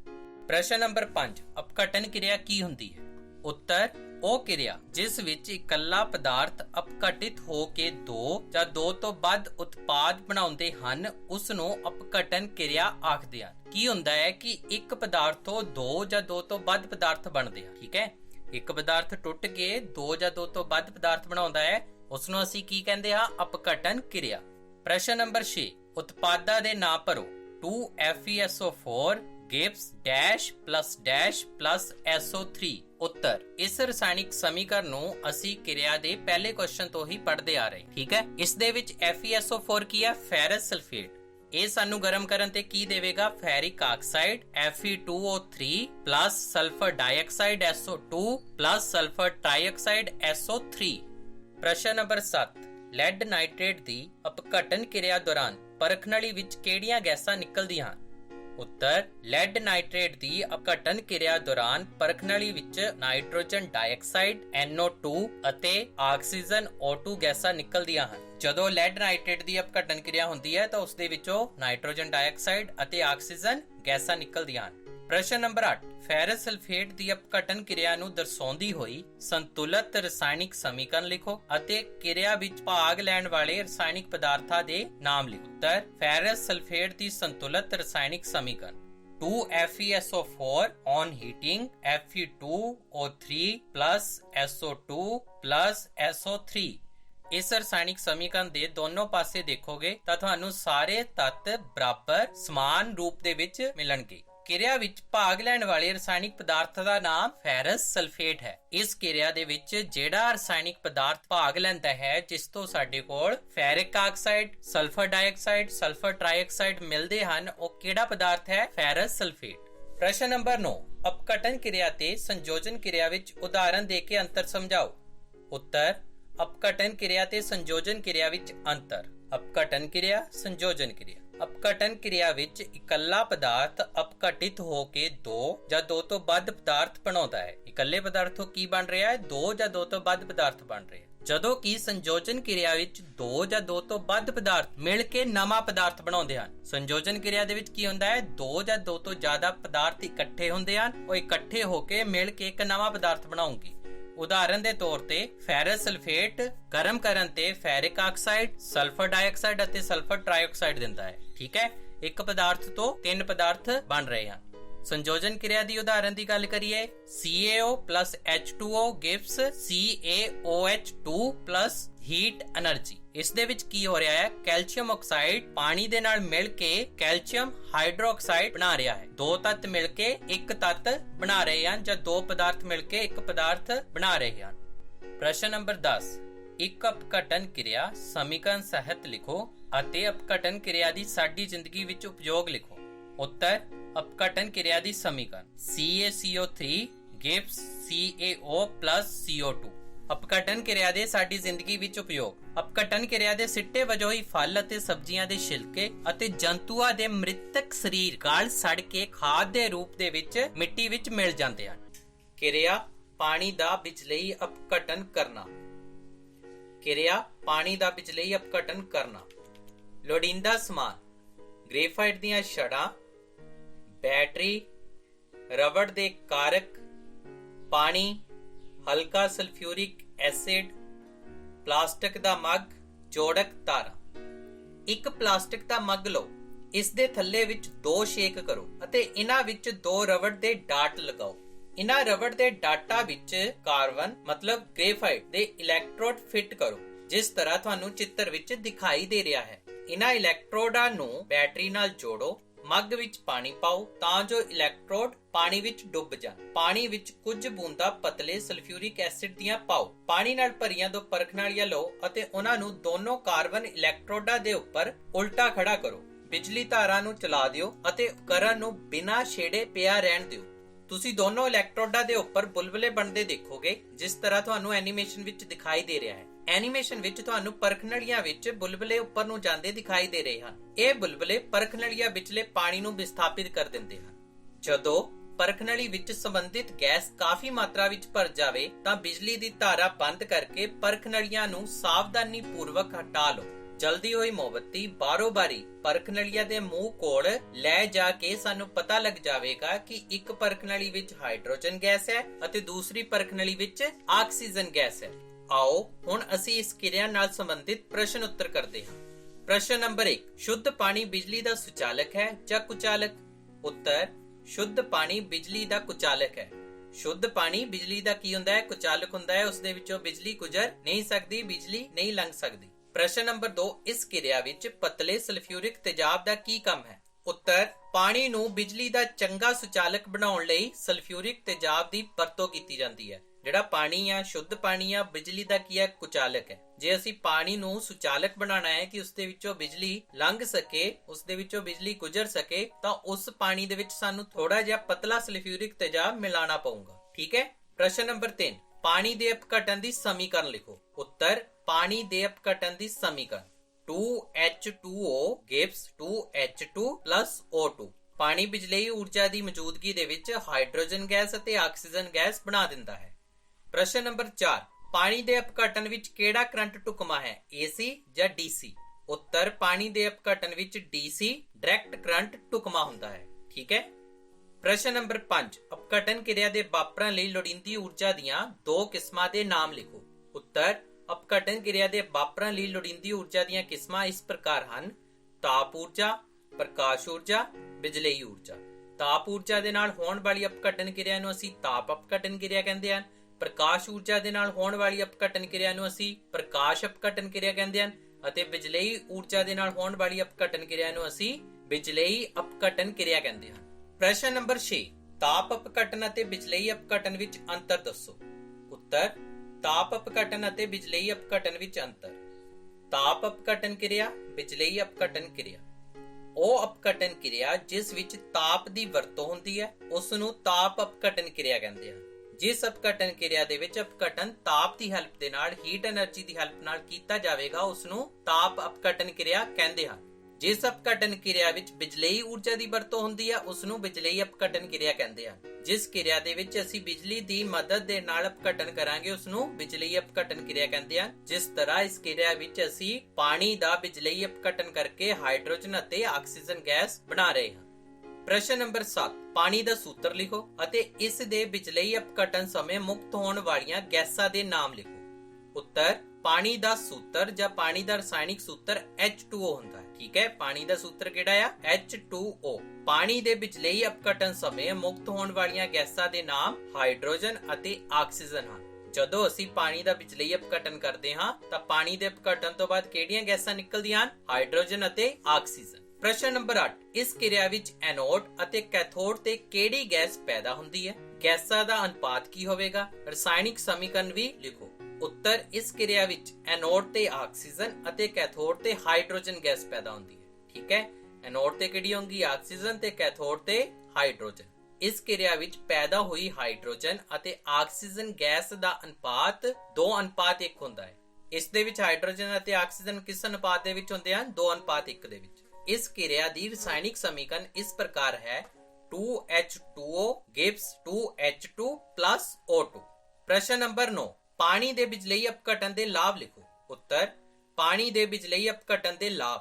ਪਾਣੀ ਦੇ ਬਿਜਲਈ ਅਪਘਟਨ ਨਾਲ ਹਾਈਡਰੋਜਨ ਅਤੇ ਆਕਸੀਜਨ ਗੈਸ ਪ੍ਰਾਪਤ ਹੁੰਦੀ ਹੈ। ਇਸ ਕਿਰਿਆ ਵਿੱਚ ਅਸੀਂ ਪਾਣੀ ਦਾ ਬਿਜਲਈ ਅਪਘਟਨ ਕਰਕੇ ਹਾਈਡਰੋਜਨ ਅਤੇ ਆਕਸੀਜਨ ਗੈਸ ਬਣਾ ਰਹੇ ਹਾਂ, ਜਿਹੜੀ ਗੈਸ ਸਾਡੇ ਕੋਲ ਵੱਖ-ਵੱਖ ਕੰਮਾਂ ਦੇ ਲਈ ਯੂਜ਼ ਹੁੰਦੀ ਹੈ। ਠੀਕ ਹੈ, ਜਿਸ ਤਰ੍ਹਾਂ ਹਾਈਡਰੋਜਨ ਗੈਸ ਦਾ ਯੂਜ਼ ਹਾਈਡਰੋਜਨ ਸੈਲਸ ਦੇ ਵਿੱਚ ਵੀ ਕੀਤਾ ਜਾਂਦਾ ਹੈ। ਅਗਲੇ ਲਾਭ ਦੀ ਗੱਲ ਕਰੀਏ ਤਾਂ ਪਾਣੀ ਦੇ ਬਿਜਲਈ ਅਪਘਟਨ ਦੀ ਵਰਤੋਂ ਅੰਤਰਰਾਸ਼ਟਰੀ ਪੁਲਾੜ ਸਟੇਸ਼ਨ ਲਈ ਆਕਸੀਜਨ ਬਣਾਉਣ ਲਈ ਵੀ ਕੀਤੀ ਜਾਂਦੀ ਹੈ, ਜਿਸ ਨੂੰ ਅਸੀਂ ਇੰਟਰਨੈਸ਼ਨਲ ਸਪੇਸ ਸਟੇਸ਼ਨ ਕਹਿੰਦੇ ਹਾਂ, ਅੰਤਰਰਾਸ਼ਟਰੀ ਸਪੇਸ ਸਟੇਸ਼ਨ ਕਹਿੰਦੇ ਹਾਂ। ਉਸ ਦੇ ਵਿੱਚ ਆਕਸੀਜਨ ਬਣਾਉਣ ਲਈ ਵੀ ਪਾਣੀ ਦੇ ਬਿਜਲਈ ਅਪਘਟਨ ਦੀ ਵਰਤੋਂ ਕੀਤੀ ਜਾਂਦੀ ਹੈ। ਪ੍ਰਸ਼ਨ ਨੰਬਰ 10, ਇਸ ਕਿਰਿਆ ਨੂੰ ਵਿਸਥਾਰ ਪੂਰਵਕ ਸਮਝਾਓ। ਉੱਤਰ, ਇਸ ਕਿਰਿਆ ਦੀ ਸ਼ੁਰੂਆਤ ਦੇ ਵਿੱਚ ਜਦੋਂ ਅਸੀਂ ਕਿਰਿਆ ਨੂੰ ਐਕਸਪਲੇਨ ਕੀਤਾ ਸੀ, ਸਮਝਾਇਆ ਸੀ, ਉਸੇ ਤਰ੍ਹਾਂ ਇਸ ਪ੍ਰਸ਼ਨ ਦਾ ਅਸੀਂ ਸਾਰਾ ਉੱਤਰ ਲਿਖ ਸਕਦੇ ਹਾਂ। ਇੱਕ ਪਲਾਸਟਿਕ ਦਾ ਮੱਗ ਲਓ, ਇਸ ਦੇ ਥੱਲੇ ਵਿੱਚ 2 ਛੇਕ ਕਰੋ ਅਤੇ ਇਹਨਾਂ ਵਿੱਚ 2 ਰਬੜ ਦੇ ਡਾਟ ਲਗਾਓ। ਇਹਨਾਂ ਰਬੜ ਦੇ ਡਾਟਾਂ ਵਿੱਚ ਕਾਰਬਨ ਦੇ ਇਲੈਕਟ੍ਰੋਡ ਫਿੱਟ ਕਰੋ।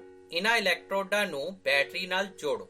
ਮੱਗ ਵਿੱਚ ਪਾਣੀ ਪਾਓ ਤਾਂ ਜੋ ਇਲੈਕਟ੍ਰੋਡ ਪਾਣੀ ਵਿੱਚ ਡੁੱਬ ਜਾਣ। ਪਾਣੀ ਵਿੱਚ ਕੁਝ ਬੂੰਦਾਂ ਪਤਲੇ ਸਲਫਿਊਰਿਕ ਐਸਿਡ ਦੀਆਂ ਪਾਓ। ਪਾਣੀ ਨਾਲ ਭਰੀਆਂ 2 ਪਰਖ ਨਲੀਆਂ ਲਓ ਅਤੇ ਉਹਨਾਂ ਨੂੰ ਦੋਨੋਂ ਕਾਰਬਨ ਇਲੈਕਟ੍ਰੋਡਾਂ ਦੇ ਉੱਪਰ ਉਲਟਾ ਖੜਾ ਕਰੋ। ਬਿਜਲਈ ਧਾਰਾ ਨੂੰ ਚੱਲਣ ਦਿਓ ਅਤੇ ਉਪਕਰਨ ਨੂੰ ਬਿਨਾਂ ਛੇੜੇ ਪਏ ਰਹਿਣ ਦਿਓ। ਤੁਸੀਂ ਦੋਨੋਂ ਇਲੈਕਟ੍ਰੋਡਾਂ ਦੇ ਉੱਪਰ ਬੁਲਬੁਲੇ ਬਣਦੇ ਦੇਖੋਗੇ। ਇਹ ਬੁਲਬੁਲੇ ਪਰਖ ਨਲੀਆਂ ਵਿਚਲੇ ਪਾਣੀ ਨੂੰ ਵਿਸਥਾਪਿਤ ਕਰ ਦਿੰਦੇ ਹਨ। ਜਦੋਂ ਪਰਖ ਨਲੀ ਵਿੱਚ ਸੰਬੰਧਿਤ ਗੈਸ ਕਾਫੀ ਮਾਤਰਾ ਵਿੱਚ ਭਰ ਜਾਵੇ ਤਾਂ ਬਿਜਲੀ ਦੀ ਧਾਰਾ ਬੰਦ ਕਰਕੇ ਪਰਖ ਨਲੀਆਂ ਨੂੰ ਸਾਵਧਾਨੀ ਪੂਰਵਕ ਹਟਾ ਦਿਓ। ਜਲਦੀ ਹੋਈ ਮੋਮਬੱਤੀ ਬਾਰੋ-ਬਾਰੀ ਪਰਖ ਨਲੀਆਂ ਦੇ ਮੂੰਹ ਕੋਲ ਲੈ ਜਾ ਕੇ ਸਾਨੂੰ ਪਤਾ ਲੱਗ ਜਾਵੇਗਾ ਕਿ ਇੱਕ ਪਰਖ ਨਲੀ ਵਿੱਚ ਹਾਈਡਰੋਜਨ ਗੈਸ ਅਤੇ ਦੂਸਰੀ ਪਰਖ ਨਲੀ ਵਿੱਚ ਆਕਸੀਜਨ ਗੈਸ ਪੈਦਾ ਹੋ ਗਈ ਹੈ। ਕਿਰਿਆ ਵਿਸਥਾਪਨ ਕਿਰਿਆ ਦਾ ਅਧਿਐਨ ਕਰਨਾ। ਕਿਰਿਆ ਵਿਸਥਾਪਨ ਕਿਰਿਆ ਦਾ ਅਧਿਐਨ ਕਰਨਾ। ਲੋੜੀਂਦਾ ਸਮਾਨ: ਲੋਹੇ ਦੀਆਂ ਮੇਖਾਂ, ਰੇਗਮਾਰ, ਪਰਖ ਨਲੀਆਂ, ਕਾਪਰ ਸਲਫੇਟ। ਲੋਹੇ ਦੀਆਂ 3 ਮੇਖਾਂ ਲਓ ਅਤੇ ਉਹਨਾਂ ਨੂੰ ਰੇਗਮਾਰ ਨਾਲ ਰਗੜ ਕੇ ਸਾਫ਼ ਕਰੋ। 2 ਪਰਖ ਨਲੀਆਂ ਲਓ ਅਤੇ ਉਹਨਾਂ ਉੱਤੇ A ਅਤੇ B ਦੇ ਚਿੰਨ੍ਹ ਲਗਾਓ। ਦੋਨਾਂ ਪਰਖ ਨਲੀਆਂ ਵਿੱਚ 10 ਮਿਲੀਲੀਟਰ ਕਾਪਰ ਸਲਫੇਟ ਦਾ ਘੋਲ ਪਾਓ। ਇੱਕ ਪਰਖ ਨਲੀ ਵਿੱਚ ਕਾਪਰ ਸਲਫੇਟ ਦੇ ਘੋਲ ਨੂੰ ਇਕੱਲਾ ਪਿਆ ਰਹਿਣ ਦਿਓ ਅਤੇ ਦੂਜੀ ਪਰਖ ਨਲੀ ਵਿੱਚ ਕਾਪਰ ਸਲਫੇਟ ਦੇ ਘੋਲ ਵਿੱਚ 2 ਮੇਖਾਂ ਨੂੰ ਧਾਗੇ ਨਾਲ ਬੰਨ੍ਹ ਕੇ ਲਟਕਾ ਦਿਓ ਅਤੇ ਲਗਭਗ 20 ਮਿੰਟ ਤੱਕ ਇਸੇ ਤਰ੍ਹਾਂ ਪਿਆ ਰਹਿਣ ਦਿਓ, ਜਿਸ ਤਰ੍ਹਾਂ ਤੁਹਾਨੂੰ ਚਿੱਤਰ ਵਿੱਚ ਦਿਖਾਈ ਦੇ ਰਿਹਾ ਹੈ। ਲਗਭਗ 20 ਮਿੰਟ ਤੋਂ ਬਾਅਦ ਮੇਖਾਂ ਨੂੰ ਘੋਲ ਵਿੱਚੋਂ ਬਾਹਰ ਕੱਢ ਲਓ। ਤੁਸੀਂ ਦੇਖੋਗੇ ਜਿਸ ਪਰਖ ਨਲੀ ਵਿੱਚ ਕਾਪਰ ਸਲਫੇਟ ਦਾ ਘੋਲ ਇਕੱਲਾ ਪਿਆ ਸੀ ਅਤੇ ਦੂਜੀ ਪਰਖ ਨਲੀ ਜਿਸ ਵਿੱਚ ਕਾਪਰ ਸਲਫੇਟ ਦੇ ਘੋਲ ਵਿੱਚ 2 ਮੇਖਾਂ ਨੂੰ ਧਾਗੇ ਨਾਲ ਬੰਨ੍ਹ ਕੇ ਲਟਕਾਇਆ ਸੀ, ਉਸ ਘੋਲ ਦੇ ਨੀਲੇ ਰੰਗ ਦੀ ਤੀਬਰਤਾ ਘਟ ਗਈ ਹੈ। ਜਿਸ ਤਰ੍ਹਾਂ ਤੁਹਾਨੂੰ ਚਿੱਤਰ ਦੇ ਵਿੱਚ ਦਿਖਾਈ ਦੇ ਰਿਹਾ ਹੈ ਕਿ ਪਹਿਲਾ ਕਾਪਰ ਸਲਫੇਟ ਦਾ ਘੋਲ ਜ਼ਿਆਦਾ ਨੀਲਾ ਸੀ ਅਤੇ 20 ਮਿੰਟ ਮੇਖਾਂ ਇਸ ਦੇ ਵਿੱਚ ਲਟਕਾਉਣ ਤੋਂ ਬਾਅਦ ਇਸ ਦੇ ਨੀਲੇ ਰੰਗ ਦੀ ਤੀਬਰਤਾ ਘਟ ਗਈ ਹੈ। ਕਾਪਰ ਸਲਫੇਟ ਵਿੱਚ ਰੱਖੀਆਂ ਮੇਖਾਂ ਅਤੇ ਬਾਹਰ ਪਈ ਮੇਖ ਦੇ ਰੰਗ ਵਿੱਚ ਵੀ ਫਰਕ ਪੈ ਗਿਆ ਹੈ। ਜਿਸ ਤਰ੍ਹਾਂ ਤੁਹਾਨੂੰ ਚਿੱਤਰ ਦੇ ਵਿੱਚ ਦਿਖਾਈ ਦੇ ਰਿਹਾ ਹੈ, ਇੱਕ ਉਹ ਮੇਖ ਹੈ ਜਿਹੜੀ ਆਪਾਂ ਨੇ ਸ਼ੁਰੂ ਦੇ ਵਿੱਚ ਬਾਹਰ ਰੱਖ ਲਈ ਸੀ ਅਤੇ ਦੂਸਰੀ ਮੇਖ ਉਹ ਹੈ ਜਿਹੜੀ ਕਾਪਰ ਸਲਫੇਟ ਦੇ ਘੋਲ ਦੇ ਵਿੱਚੋਂ ਬਾਹਰ ਕੱਢੀ ਹੈ। ਦੋਹਾਂ ਦੇ ਰੰਗ ਦੇ ਵਿੱਚ ਪਰਿਵਰਤਨ ਤੁਹਾਨੂੰ ਸਾਫ਼ ਦਿਖਾਈ ਦੇ ਰਿਹਾ ਹੈ। ਅੰਤ ਵਿੱਚ ਇਸ ਐਨੀਮੇਸ਼ਨ ਵਿੱਚ ਮੇਖ ਪੂਰੀ ਤਰ੍ਹਾਂ ਨਾਲ ਘੋਲ ਵਿੱਚ ਘੁਲਦੀ ਹੋਈ ਦਿਖਾਈ ਦੇ ਰਹੀ ਹੈ। ਇਹ ਉਸ ਸਮੇਂ ਹੁੰਦਾ ਹੈ ਜਦੋਂ ਮੇਖ ਲੰਮੇ ਸਮੇਂ ਤੱਕ ਕਾਪਰ ਸਲਫੇਟ ਦੇ ਘੋਲ ਵਿੱਚ ਹੀ ਪਈ ਰਹੇ। ਠੀਕ ਹੈ, ਆਓ ਹੁਣ ਅਸੀਂ ਇਸ ਕਿਰਿਆ ਨਾਲ ਸੰਬੰਧਿਤ ਪ੍ਰਸ਼ਨ ਉੱਤਰ ਕਰਦੇ ਹਾਂ। ਪ੍ਰਸ਼ਨ ਨੰਬਰ 1, ਵਿਸਥਾਪਨ ਕਿਰਿਆ ਕੀ ਹੈ? ਉੱਤਰ, ਜਦੋਂ ਇੱਕ ਤੱਤ ਦੂਜੇ ਤੱਤ ਨੂੰ ਉਸ ਦੇ ਯੌਗਿਕ ਵਿੱਚੋਂ ਵਿਸਥਾਪਿਤ ਕਰ ਦੇਵੇ ਤਾਂ ਉਸ ਕਿਰਿਆ ਨੂੰ ਵਿਸਥਾਪਨ ਕਿਰਿਆ ਆਖਦੇ ਹਨ। ਕਿਰਿਆ ਦੇ ਵਿੱਚ ਜਦੋਂ ਇੱਕ ਵੱਧ ਕਿਰਿਆਸ਼ੀਲ ਤੱਤ ਘੱਟ ਕਿਰਿਆਸ਼ੀਲ ਤੱਤ ਨੂੰ ਉਸ ਦੇ ਯੌਗਿਕ ਵਿੱਚੋਂ ਵਿਸਥਾਪਿਤ ਕਰ ਦਿੰਦਾ ਹੈ ਤਾਂ ਉਸ ਕਿਰਿਆ ਨੂੰ ਕੀ ਕਹਾਂਗੇ? ਵਿਸਥਾਪਨ ਕਿਰਿਆ। ਪ੍ਰਸ਼ਨ ਨੰਬਰ 2, ਕਾਪਰ ਸਲਫੇਟ ਦੇ ਘੋਲ ਦਾ ਰਸਾਇਣਿਕ ਸੂਤਰ ਦੱਸੋ। ਉੱਤਰ, ਕਾਪਰ ਸਲਫੇਟ ਦੇ ਘੋਲ ਦਾ ਰਸਾਇਣਿਕ ਸੂਤਰ CuSO4 ਹੁੰਦਾ ਹੈ। ਕਾਪਰ ਸਲਫੇਟ ਨੂੰ ਕਿਸ ਰਸਾਇਣਿਕ ਸੂਤਰ ਨਾਲ ਲਿਖਦੇ ਹਾਂ? CuSO4। ਪ੍ਰਸ਼ਨ ਨੰਬਰ 3, ਕਾਪਰ ਅਤੇ ਲੋਹੇ ਦੀ ਧਾਤ ਵਿੱਚ ਕਿਹੜਾ ਵੱਧ ਕਿਰਿਆਸ਼ੀਲ ਹੈ? ਉੱਤਰ, ਕਾਪਰ ਅਤੇ ਲੋਹੇ ਦੀ ਧਾਤ ਵਿੱਚੋਂ ਲੋਹਾ ਵੱਧ ਕਿਰਿਆਸ਼ੀਲ ਹੈ। ਜੇ ਅਸੀਂ ਕਾਪਰ ਅਤੇ ਲੋਹੇ ਦੀ ਕਿਰਿਆਸ਼ੀਲਤਾ ਦੀ ਗੱਲ ਕਰੀਏ ਤਾਂ ਲੋਹਾ ਵੱਧ ਕਿਰਿਆਸ਼ੀਲ ਹੈ ਕਾਪਰ ਦੇ ਨਾਲੋਂ। ਪ੍ਰਸ਼ਨ ਨੰਬਰ 4, ਕਾਪਰ ਤੋਂ ਵੱਧ ਕਿਰਿਆਸ਼ੀਲ ਕੋਈ 2 ਧਾਤਾਂ ਦੀ ਉਦਾਹਰਨ ਦਿਓ। ਉੱਤਰ, ਕਾਪਰ ਤੋਂ ਵੱਧ ਕਿਰਿਆਸ਼ੀਲ ਧਾਤਾਂ ਜ਼ਿੰਕ, ਸੋਡੀਅਮ। ਪ੍ਰਸ਼ਨ ਨੰਬਰ 5, ਉਪਰੋਕਤ ਚਿੱਤਰ ਵਿੱਚ ਦਰਸਾਈ ਕਿਰਿਆ ਦੀ ਰਸਾਇਣਿਕ ਸਮੀਕਰਨ ਲਿਖੋ। ਉੱਤਰ, ਕਿਰਿਆ ਦੀ ਰਸਾਇਣਿਕ ਸਮੀਕਰਨ ਇਸ ਤਰ੍ਹਾਂ ਹੈ: Fe plus CuSO4 gives FeSO4 plus Cu। Iron copper sulphate ਦੇ ਨਾਲ ਕਿਰਿਆ ਕਰਕੇ ਆਇਰਨ ਸਲਫੇਟ ਅਤੇ ਕਾਪਰ ਬਣਾਉਂਦਾ ਹੈ। ਪ੍ਰਸ਼ਨ number 6 Cu plus ZnSO4 gives dash dash dash. ਆਪਣੇ ਉੱਤਰ ਨੂੰ ਸਪਸ਼ਟ ਕਰੋ। ਉੱਤਰ ਦਿੱਤੀ ਹੋਈ ਰਸਾਇਣਿਕ ਸਮੀਕਰਨ ਨੂੰ ਅਸੀਂ ਪੂਰਾ ਨਹੀਂ ਕਰ ਸਕਦੇ ਕਿਉਂਕਿ ਕਾਪਰ ਅਤੇ ਜ਼ਿੰਕ ਸਲਫੇਟ ਵਿੱਚ ਕੋਈ ਕਿਰਿਆ ਨਹੀਂ ਹੋਵੇਗੀ। ਇਸ ਦਾ ਕਾਰਨ ਇਹ ਹੈ ਕਿ ਵਿਸਥਾਪਨ ਕਿਰਿਆ ਵਿੱਚ ਵੱਧ ਕਿਰਿਆਸ਼ੀਲ ਤੱਤ ਹੀ ਘੱਟ ਕਿਰਿਆਸ਼ੀਲ ਤੱਤ ਨੂੰ ਵਿਸਥਾਪਿਤ ਕਰ ਸਕਦਾ ਹੈ ਅਤੇ ਕਾਪਰ ਜ਼ਿੰਕ ਨਾਲੋਂ ਘੱਟ ਕਿਰਿਆਸ਼ੀਲ ਹੈ, ਜਿਸ ਕਾਰਨ ਕਾਪਰ ਅਤੇ ਜ਼ਿੰਕ ਸਲਫੇਟ ਵਿੱਚ ਕੋਈ ਕਿਰਿਆ ਨਹੀਂ ਹੋ ਸਕਦੀ। ਪ੍ਰਸ਼ਨ number 7 Zn plus CuSO4 gives Cu plus ZnSO4 ਨੂੰ ਕਿਹੜੀ ਕਿਰਿਆ ਕਹਿੰਦੇ ਹਨ ਅਤੇ ਕਿਉਂ? ਉੱਤਰ ਜ਼ਿੰਕ ਅਤੇ ਕਾਪਰ ਸਲਫੇਟ ਵਿਚਕਾਰ ਹੋ ਰਹੀ ਰਸਾਇਣਿਕ ਕਿਰਿਆ ਨੂੰ ਵਿਸਥਾਪਨ ਕਿਰਿਆ ਕਹਿੰਦੇ ਹਨ। ਇਹ ਇਸ ਲਈ ਹੁੰਦਾ ਹੈ ਕਿਉਂਕਿ ਵਿਸਥਾਪਨ ਕਿਰਿਆ ਵਿੱਚ ਵੱਧ ਕਿਰਿਆਸ਼ੀਲ ਤੱਤ ਘੱਟ ਕਿਰਿਆਸ਼ੀਲ ਤੱਤ ਨੂੰ ਵਿਸਥਾਪਿਤ ਕਰ ਦਿੰਦਾ ਹੈ। ਜ਼ਿੰਕ ਅਤੇ ਕਾਪਰ ਸਲਫੇਟ ਵਿਚਕਾਰ ਹੋ ਰਹੀ ਰਸਾਇਣਿਕ ਕਿਰਿਆ ਵਿੱਚ ਵੱਧ ਕਿਰਿਆਸ਼ੀਲ ਤੱਤ ਜ਼ਿੰਕ ਘੱਟ ਕਿਰਿਆਸ਼ੀਲ ਤੱਤ ਕਾਪਰ ਨੂੰ ਉਸ ਦੇ ਯੌਗਿਕ ਵਿੱਚੋਂ ਵਿਸਥਾਪਿਤ ਕਰ ਰਿਹਾ ਹੈ। ਪ੍ਰਸ਼ਨ number 8 Pv plus CuCl2 gives dash dash dash। ਰਸਾਇਣਿਕ ਸਮੀਕਰਨ ਪੂਰੀ ਕਰੋ। ਕਿਰਿਆ ਦੀ ਕਿਸਮ ਵੀ ਲਿਖੋ। ਉੱਤਰ ਰਸਾਇਣਿਕ ਸਮੀਕਰਨ Pb plus CuCl2 gives PbCl2 plus Cu। Lead copper chloride ਨਾਲ ਕਿਰਿਆ ਕਰਕੇ ਲੈਡ ਕਲੋਰਾਈਡ ਅਤੇ ਕਾਪਰ ਬਣਾ ਰਿਹਾ ਹੈ। ਲੈਡ ਅਤੇ ਕਾਪਰ ਕਲੋਰਾਈਡ ਵਿਚਕਾਰ ਹੋ ਰਹੀ ਇਸ ਰਸਾਇਣਿਕ ਕਿਰਿਆ ਨੂੰ ਵਿਸਥਾਪਨ ਕਿਰਿਆ ਕਹਿੰਦੇ ਹਨ। ਪ੍ਰਸ਼ਨ number 9 Zn plus CuSO4 gives dash। Fe plus CuSO4 gives dash। Al plus CuSO4 gives dash। ਰਸਾਇਣਿਕ ਸਮੀਕਰਨਾਂ ਪੂਰੀਆਂ ਕਰੋ। ਉੱਤਰ ਪਹਿਲੀ ਰਸਾਇਣਿਕ ਸਮੀਕਰਨ Zn plus CuSO4 gives ZnSO4 plus Cu। Zinc copper sulphate ਨਾਲ ਕਿਰਿਆ ਕਰਕੇ ਜ਼ਿੰਕ ਸਲਫੇਟ ਅਤੇ ਕਾਪਰ ਬਣਾ ਰਿਹਾ ਹੈ। ਦੂਸਰੀ ਰਸਾਇਣਿਕ ਸਮੀਕਰਨ Fe plus CuSO4 gives FeSO4 plus Cu। Iron copper sulphate ਨਾਲ ਕਿਰਿਆ ਕਰਕੇ ਆਇਰਨ ਸਲਫੇਟ ਅਤੇ ਕਾਪਰ ਬਣਾ ਰਿਹਾ ਹੈ। ਤੀਸਰੀ ਰਸਾਇਣਿਕ ਕਿਰਿਆ 2Al plus 3CuSO4 gives Al2 bracket start SO4 bracket close 3 plus 3Cu। ਇਸ ਕਿਰਿਆ ਵਿੱਚ ਐਲੂਮੀਨੀਅਮ ਕਾਪਰ ਸਲਫੇਟ ਨਾਲ ਕਿਰਿਆ ਕਰਕੇ ਐਲੂਮੀਨੀਅਮ ਸਲਫੇਟ ਅਤੇ ਕਾਪਰ ਬਣਾ ਰਿਹਾ ਹੈ। ਪ੍ਰਸ਼ਨ ਨੰਬਰ 10 ਵਿਸਥਾਪਨ ਕਿਰਿਆ ਦਾ ਰੋਜ਼ਾਨਾ ਜ਼ਿੰਦਗੀ ਵਿੱਚ ਉਪਯੋਗ ਲਿਖੋ। ਉੱਤਰ ਵਿਸਥਾਪਨ ਕਿਰਿਆ ਦਾ ਰੋਜ਼ਾਨਾ ਜ਼ਿੰਦਗੀ ਵਿੱਚ ਉਪਯੋਗ। ਪਹਿਲਾ ਪੁਆਇੰਟ ਰੇਲ ਪਟੜੀਆਂ ਨੂੰ ਜੋੜਨ ਲਈ ਥਰਮੀ ਪ੍ਰਕਿਰਿਆ ਵਿੱਚ ਵਿਸਥਾਪਨ ਕਿਰਿਆ ਦਾ ਉਪਯੋਗ ਹੁੰਦਾ ਹੈ। ਦੂਸਰਾ ਪੁਆਇੰਟ ਮੈਦੇ ਦੇ ਤੇਜ਼ਾਬੀਪਨ ਨੂੰ ਖਤਮ ਕਰਨ ਲਈ ਮਿੱਠੇ ਸੋਡੇ ਦੀ ਵਰਤੋਂ। ਤੀਸਰਾ ਪੁਆਇੰਟ ਧਾਤਾਂ ਦੀ ਸੁਧਾਈ ਦੀ ਪ੍ਰਕਿਰਿਆ ਵਿੱਚ ਵਿਸਥਾਪਨ ਕਿਰਿਆ ਦਾ ਉਪਯੋਗ ਹੁੰਦਾ ਹੈ। ਚੌਥਾ ਅਤੇ ਆਖਰੀ ਪੁਆਇੰਟ ਸਟੀਲ ਬਣਾਉਣ ਵਿੱਚ ਵੀ ਵਿਸਥਾਪਨ ਕਿਰਿਆ ਦਾ ਉਪਯੋਗ ਹੁੰਦਾ ਹੈ। ਕਿਰਿਆ ਦੋਹਰਾ ਵਿਸਥਾਪਨ ਪ੍ਰਤੀਕਿਰਿਆ ਦਾ ਅਧਿਐਨ। ਕਿਰਿਆ ਦੋਹਰਾ ਵਿਸਥਾਪਨ ਪ੍ਰਤੀਕਿਰਿਆ ਦਾ ਅਧਿਐਨ। ਲੋੜੀਂਦਾ ਸਮਾਨ ਪਰਖਣੀਆਂ, ਬੀਕਰ, ਤਾਜ਼ੇ ਬਣੇ ਲੈਡ ਨਾਈਟ੍ਰੇਟ ਅਤੇ ਪੋਟਾਸ਼ੀਅਮ ਆਇਓਡਾਈਡ ਦੇ ਘੋਲ, ਬੇਰੀਅਮ ਕਲੋਰਾਈਡ, ਸੋਡੀਅਮ ਸਲਫੇਟ। ਇੱਕ ਪਰਖਣਲੀ ਵਿੱਚ ਲਗਭਗ 3 ਮਿਲੀਲੀਟਰ ਸੋਡੀਅਮ ਸਲਫੇਟ ਦਾ ਘੋਲ ਲਓ। ਇੱਕ ਹੋਰ ਪਰਖਣਲੀ ਵਿੱਚ ਲਗਭਗ 3 ਮਿਲੀਲੀਟਰ ਬੇਰੀਅਮ ਕਲੋਰਾਈਡ ਦਾ ਘੋਲ ਲਓ। ਫਿਰ ਦੋਨੋਂ ਘੋਲਾਂ ਨੂੰ ਮਿਲਾ ਦਿਓ ਜਿਸ ਤਰ੍ਹਾਂ ਤੁਹਾਨੂੰ ਚਿੱਤਰ ਦੇ ਵਿੱਚ ਦਿਖਾਈ ਦੇ ਰਿਹਾ ਹੈ। ਤੁਸੀਂ ਦੇਖੋਗੇ ਸੋਡੀਅਮ ਸਲਫੇਟ ਅਤੇ ਬੇਰੀਅਮ ਕਲੋਰਾਈਡ ਵਿਚਕਾਰ ਹੋ ਰਹੀ ਰਸਾਇਣਿਕ ਕਿਰਿਆ ਦੌਰਾਨ ਨਵੇਂ ਉਤਪਾਦ ਬੇਰੀਅਮ ਸਲਫੇਟ ਅਤੇ ਸੋਡੀਅਮ ਕਲੋਰਾਈਡ ਪੈਦਾ ਹੋ ਜਾਣਗੇ। ਆਓ ਹੁਣ ਅਸੀਂ ਇਸ ਕਿਰਿਆ ਨਾਲ ਸੰਬੰਧਿਤ ਪ੍ਰਸ਼ਨ ਉੱਤਰ ਕਰਦੇ ਹਾਂ। ਪ੍ਰਸ਼ਨ ਨੰਬਰ 1 PbNO3 ਅਤੇ Ki ਦੀ ਕਿਰਿਆ ਦੌਰਾਨ ਜੋ ਅਵਖੇਪ ਬਣਦਾ ਹੈ ਉਸ ਦਾ ਨਾਮ ਦੱਸੋ। ਉੱਤਰ PbNO3 ਅਤੇ Ki ਦੀ ਕਿਰਿਆ ਤੋਂ PbI ਅਤੇ KNO3 ਪੈਦਾ ਹੁੰਦੇ ਹਨ। ਪ੍ਰਸ਼ਨ ਨੰਬਰ 2 PbNO3 ਅਤੇ Ki ਦੀ ਕਿਰਿਆ ਦੌਰਾਨ ਬਣ ਰਹੇ ਅਵਖੇਪ ਦਾ ਰੰਗ ਦੱਸੋ। ਉੱਤਰ PbNO3 ਅਤੇ Ki ਦੀ ਕਿਰਿਆ ਦੌਰਾਨ ਬਣ ਰਹੇ ਅਵਖੇਪ ਦਾ ਰੰਗ ਪੀਲਾ ਹੁੰਦਾ ਹੈ। ਪ੍ਰਸ਼ਨ ਨੰਬਰ 3 BaCl2 ਬੇਰੀਅਮ ਕਲੋਰਾਈਡ ਅਤੇ Na2SO4 ਸੋਡੀਅਮ ਸਲਫੇਟ ਦੀ ਕਿਰਿਆ ਦੌਰਾਨ ਜੋ ਅਵਖੇਪ ਬਣਦਾ ਹੈ ਉਸ ਦਾ ਨਾਮ ਦੱਸੋ। ਉੱਤਰ ਬੇਰੀਅਮ ਕਲੋਰਾਈਡ ਅਤੇ ਸੋਡੀਅਮ ਸਲਫੇਟ ਦੀ ਕਿਰਿਆ ਦੌਰਾਨ ਬੇਰੀਅਮ ਸਲਫੇਟ ਦਾ ਚਿੱਟਾ ਅਵਖੇਪ ਬਣਦਾ ਹੈ। ਪ੍ਰਸ਼ਨ ਨੰਬਰ 4 ਦੋਹਰੀ ਵਿਸਥਾਪਨ ਕਿਰਿਆ ਕੀ ਹੁੰਦੀ ਹੈ। ਉੱਤਰ ਉਹ ਰਸਾਇਣਿਕ ਕਿਰਿਆ ਜਿਸ ਵਿੱਚ ਅਵਿਕਾਰਕਾਂ ਦੇ ਆਇਨਾਂ ਦੀ ਅਦਲਾ ਬਦਲੀ ਹੁੰਦੀ ਹੈ ਦੋਹਰੀ ਵਿਸਥਾਪਨ ਕਿਰਿਆ ਅਖਵਾਉਂਦੀ ਹੈ। ਜਿਸ ਰਸਾਇਣਿਕ ਕਿਰਿਆ ਵਿੱਚ ਯੌਗਿਕਾਂ ਦੇ ਆਇਨ ਆਪਸ ਦੇ ਵਿੱਚ ਅਦਲਾ ਬਦਲੀ ਕਰ ਲੈਣ ਉਸ ਨੂੰ ਅਸੀਂ ਦੋਹਰੀ ਵਿਸਥਾਪਨ ਕਿਰਿਆ ਕਹਾਂਗੇ।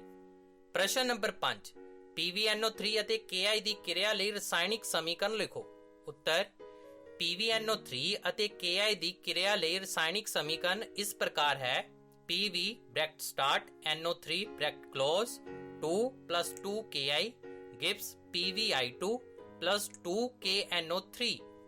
ਪ੍ਰਸ਼ਨ ਨੰਬਰ 6 BaCl2 ਅਤੇ Na2SO4 ਦੀ ਕਿਰਿਆ ਦੌਰਾਨ ਪੈਦਾ ਹੋਣ ਵਾਲੇ ਉਤਪਾਦਾਂ ਦਾ ਨਾਮ ਅਤੇ ਰਸਾਇਣਿਕ ਸੂਤਰ ਵੀ ਲਿਖੋ। ਉੱਤਰ ਬੇਰੀਅਮ ਕਲੋਰਾਈਡ BaCl2 ਅਤੇ ਸੋਡੀਅਮ ਸਲਫੇਟ Na2SO4 ਵਿਚਕਾਰ ਹੋ ਰਹੀ ਰਸਾਇਣਿਕ ਕਿਰਿਆ ਦੌਰਾਨ ਪੈਦਾ ਹੋਣ ਵਾਲੇ ਉਤਪਾਦਾਂ ਦੇ ਨਾਮ ਬੇਰੀਅਮ ਸਲਫੇਟ ਅਤੇ ਸੋਡੀਅਮ ਕਲੋਰਾਈਡ ਹਨ। ਬੇਰੀਅਮ ਕਲੋਰਾਈਡ ਅਤੇ ਸੋਡੀਅਮ ਸਲਫੇਟ ਵਿਚਕਾਰ ਜਦੋਂ ਰਸਾਇਣਿਕ ਕਿਰਿਆ ਹੁੰਦੀ ਆ ਉਸ ਰਸਾਇਣਿਕ ਕਿਰਿਆ ਤੋਂ ਜਿਹੜੇ ਉਤਪਾਦ ਪੈਦਾ ਹੁੰਦੇ ਹਨ ਉਹਨਾਂ ਉਤਪਾਦਾਂ ਦਾ ਨਾਮ ਕੀ ਹੈ? ਬੇਰੀਅਮ ਸਲਫੇਟ ਅਤੇ ਸੋਡੀਅਮ ਕਲੋਰਾਈਡ। ਬੇਰੀਅਮ ਸਲਫੇਟ ਦਾ ਰਸਾਇਣਿਕ ਸੂਤਰ BaSO4 ਹੁੰਦਾ ਹੈ ਜਦੋਂ ਕਿ ਸੋਡੀਅਮ ਕਲੋਰਾਈਡ ਦਾ ਰਸਾਇਣਿਕ ਸੂਤਰ NaCl ਹੁੰਦਾ ਹੈ। ਪ੍ਰਸ਼ਨ ਨੰਬਰ 7 BaCl2 ਅਤੇ Na2SO4 ਦੀ ਕਿਰਿਆ ਨੂੰ ਦੋਹਰਾ ਵਿਸਥਾਪਨ ਕਿਰਿਆ ਕਿਉਂ ਕਿਹਾ ਜਾਂਦਾ ਹੈ? ਉੱਤਰ ਦੋਹਰੀ ਵਿਸਥਾਪਨ ਕਿਰਿਆ ਵਿੱਚ ਅਭਿਕਾਰਕਾਂ ਦੇ ਆਇਨਾਂ ਦੀ ਅਦਲਾ ਬਦਲੀ ਹੁੰਦੀ ਹੈ। ਬੇਰੀਅਮ ਕਲੋਰਾਈਡ BaCl2 ਅਤੇ ਸੋਡੀਅਮ ਸਲਫੇਟ Na2SO4 ਵਿਚਕਾਰ ਹੋ ਰਹੀ ਰਸਾਇਣਿਕ ਕਿਰਿਆ ਵਿੱਚ ਵੀ ਆਇਨਾਂ ਦੀ ਅਦਲਾ ਬਦਲੀ ਹੋ ਕੇ ਬੇਰੀਅਮ ਸਲਫੇਟ ਅਤੇ ਸੋਡੀਅਮ ਕਲੋਰਾਈਡ ਬਣ ਰਹੇ ਹਨ। ਇਸ ਲਈ ਬੇਰੀਅਮ ਕਲੋਰਾਈਡ ਅਤੇ ਸੋਡੀਅਮ ਸਲਫੇਟ ਵਿਚਕਾਰ ਹੋ ਰਹੀ ਰਸਾਇਣਿਕ ਕਿਰਿਆ ਦੋਹਰੀ ਵਿਸਥਾਪਨ ਕਿਰਿਆ ਅਖਵਾਉਂਦੀ ਹੈ। ਪ੍ਰਸ਼ਨ ਨੰਬਰ 8 ਲੈਡ ਨਾਈਟ੍ਰੇਟ ਅਤੇ ਪੋਟਾਸ਼ੀਅਮ ਆਇਓਡਾਈਡ ਦੇ ਘੋਲ ਆਪਸ ਵਿੱਚ ਕਿਰਿਆ ਕਰਕੇ ਅਕੁੱਲ ਲੈਡ ਆਇਓਡਾਈਡ ਅਤੇ ਪੋਟਾਸ਼ੀਅਮ ਨਾਈਟ੍ਰੇਟ ਦਾ ਘੋਲ ਪੈਦਾ ਕਰਦੇ ਹਨ। ਇਸ ਰਸਾਇਣਿਕ ਕਿਰਿਆ ਲਈ ਸੰਤੁਲਿਤ ਰਸਾਇਣਿਕ ਸਮੀਕਰਨ ਲਿਖੋ ਅਤੇ ਰਸਾਇਣਿਕ ਕਿਰਿਆ ਦੀ ਕਿਸਮ ਵੀ ਦੱਸੋ। ਉੱਤਰ ਰਸਾਇਣਿਕ ਕਿਰਿਆ ਲਈ ਸੰਤੁਲਿਤ ਰਸਾਇਣਿਕ ਸਮੀਕਰਨ ਇਸ ਪ੍ਰਕਾਰ ਹੈ Pb bracket start NO3 bracket close 2 plus 2 Ki gives PbI2 plus 2 KNO3। Lead nitrate ਅਤੇ ਪੋਟਾਸ਼ੀਅਮ ਆਇਓਡਾਈਡ ਦੇ ਘੋਲ ਵਿਚਕਾਰ ਹੋ ਰਹੀ ਰਸਾਇਣਿਕ ਕਿਰਿਆ ਦੋਹਰੀ ਵਿਸਥਾਪਨ ਕਿਰਿਆ ਹੈ। ਪ੍ਰਸ਼ਨ ਨੰਬਰ 9 ਅਵਖੇਪਣ ਕਿਰਿਆ ਤੋਂ ਤੁਹਾਡਾ ਕੀ ਭਾਵ ਹੈ? ਉਦਾਹਰਨ ਦੇ ਕੇ ਵਿਆਖਿਆ ਕਰੋ। ਉੱਤਰ ਉਹ ਰਸਾਇਣਿਕ ਕਿਰਿਆ ਜਿਸ ਵਿੱਚ ਅਵਖੇਪ ਪੈਦਾ ਹੁੰਦਾ ਹੈ ਉਸ ਨੂੰ ਅਵਖੇਪਣ ਕਿਰਿਆ ਕਹਿੰਦੇ ਹਨ। ਜਿਸ ਰਸਾਇਣਿਕ ਕਿਰਿਆ ਵਿੱਚ ਅਵਖੇਪ ਪੈਦਾ ਹੋਣਗੇ ਉਸ ਨੂੰ ਅਸੀਂ ਅਵਖੇਪਣ ਕਿਰਿਆ ਕਹਾਂਗੇ। ਉਦਾਹਰਨ ਬੇਰੀਅਮ ਕਲੋਰਾਈਡ ਦੇ ਘੋਲ ਸੋਡੀਅਮ ਸਲਫੇਟ ਤੇ ਪਾਉਣ ਨਾਲ ਬੇਰੀਅਮ ਸਲਫੇਟ ਦਾ ਚਿੱਟਾ ਅਵਖੇਪ ਬਣ ਜਾਂਦਾ ਹੈ। ਇਸ ਦੀ ਰਸਾਇਣਿਕ ਸਮੀਕਰਨ ਇਸ ਪ੍ਰਕਾਰ ਹੈ Na2SO4 plus BaCl2 gives BaSO4 plus 2 NaCl। ਇਸ ਰਸਾਇਣਿਕ ਕਿਰਿਆ ਦੇ ਵਿੱਚ ਉਤਪਾਦ ਦੇ ਵਿੱਚ ਪਿਆ BaSO4 ਬੇਰੀਅਮ ਸਲਫੇਟ ਚਿੱਟਾ ਅਵਖੇਪ ਹੈ। ਪ੍ਰਸ਼ਨ ਨੰਬਰ 10 ਦੋਹਰੀ ਵਿਸਥਾਪਨ ਕਿਰਿਆ ਵਿਸਥਾਪਨ ਕਿਰਿਆ ਨਾਲੋਂ ਕਿਵੇਂ ਭਿੰਨ ਹੈ? ਉਦਾਹਰਨ ਦੇ ਕੇ ਸਮਝਾਓ। ਉੱਤਰ ਦੋਹਰੀ ਵਿਸਥਾਪਨ ਕਿਰਿਆ ਵਿਸਥਾਪਨ ਕਿਰਿਆ ਦੋਹਰੀ ਵਿਸਥਾਪਨ ਕਿਰਿਆ ਵਿੱਚ ਅਭਿਕਾਰਕਾਂ ਦੇ ਆਇਨਾਂ ਦੀ ਅਦਲਾ ਬਦਲੀ ਹੁੰਦੀ ਹੈ। ਦੋਹਰੀ ਵਿਸਥਾਪਨ ਕਿਰਿਆ ਵਿੱਚ ਕੀ ਹੁੰਦਾ ਹੈ ਕਿ ਯੌਗਿਕਾਂ ਦੇ ਆਇਨ ਆਪਸ ਦੇ ਵਿੱਚ ਅਦਲਾ ਬਦਲੀ ਕਰ ਲੈਂਦੇ ਆ, ਜਦੋਂ ਕਿ ਵਿਸਥਾਪਨ ਕਿਰਿਆ ਵਿੱਚ ਵੱਧ ਕਿਰਿਆਸ਼ੀਲ ਤੱਤ ਦੂਸਰੇ ਤੱਤ ਨੂੰ ਉਸ ਦੇ ਯੌਗਿਕ ਨਾਲੋਂ ਵਿਸਥਾਪਿਤ ਕਰ ਦਿੰਦਾ ਹੈ। ਇਸ ਦਾ ਮਤਲਬ ਵਿਸਥਾਪਨ ਕਿਰਿਆ ਦੇ ਵਿੱਚ ਜਿਹੜਾ ਇੱਕ ਵੱਧ ਕਿਰਿਆਸ਼ੀਲ ਤੱਤ ਹੈ ਉਹ ਘੱਟ ਕਿਰਿਆਸ਼ੀਲ ਤੱਤ ਨੂੰ ਉਸ ਦੇ ਯੌਗਿਕ ਵਿੱਚੋਂ ਕੱਢ ਦਿੰਦਾ ਹੈ, ਬਾਹਰ ਕੱਢ ਦਿੰਦਾ ਹੈ ਤੇ ਉਸ ਦੀ ਜਗ੍ਹਾ ਆਪ ਲੈ ਲੈਂਦਾ ਹੈ। ਦੋਹਰੀ ਵਿਸਥਾਪਨ ਕਿਰਿਆ ਦੀ ਉਦਾਹਰਨ Na2SO4 plus BaCl2 gives BaSO4 plus 2 NaCl। ਵਿਸਥਾਪਨ ਕਿਰਿਆ ਦੀ ਉਦਾਹਰਨ Zn plus CuSO4 gives ZnSO4 plus Cu। ਇਹ ਵੀਡੀਓ ਇੱਥੇ ਹੀ ਖਤਮ ਹੁੰਦੀ ਹੈ। ਆਸ ਕਰਦਾ ਹਾਂ ਇਸ ਵੀਡੀਓ ਵਿੱਚ ਸਮਝਾਈ ਕਿਰਿਆ ਚੰਗੀ ਤਰ੍ਹਾਂ ਸਮਝ ਆ ਗਈ ਹੋਵੇਗੀ। ਵੀਡੀਓ ਨੂੰ ਵੱਧ ਤੋਂ ਵੱਧ ਲਾਈਕ ਅਤੇ ਸ਼ੇਅਰ ਕਰੋ, ਚੈਨਲ ਨੂੰ ਸਬਸਕ੍ਰਾਈਬ ਕਰੋ, ਸਖਤ ਮਿਹਨਤ ਕਰੋ, ਆਪਣੇ ਮਾਤਾ ਪਿਤਾ ਦਾ ਨਾਮ ਰੋਸ਼ਨ ਕਰੋ।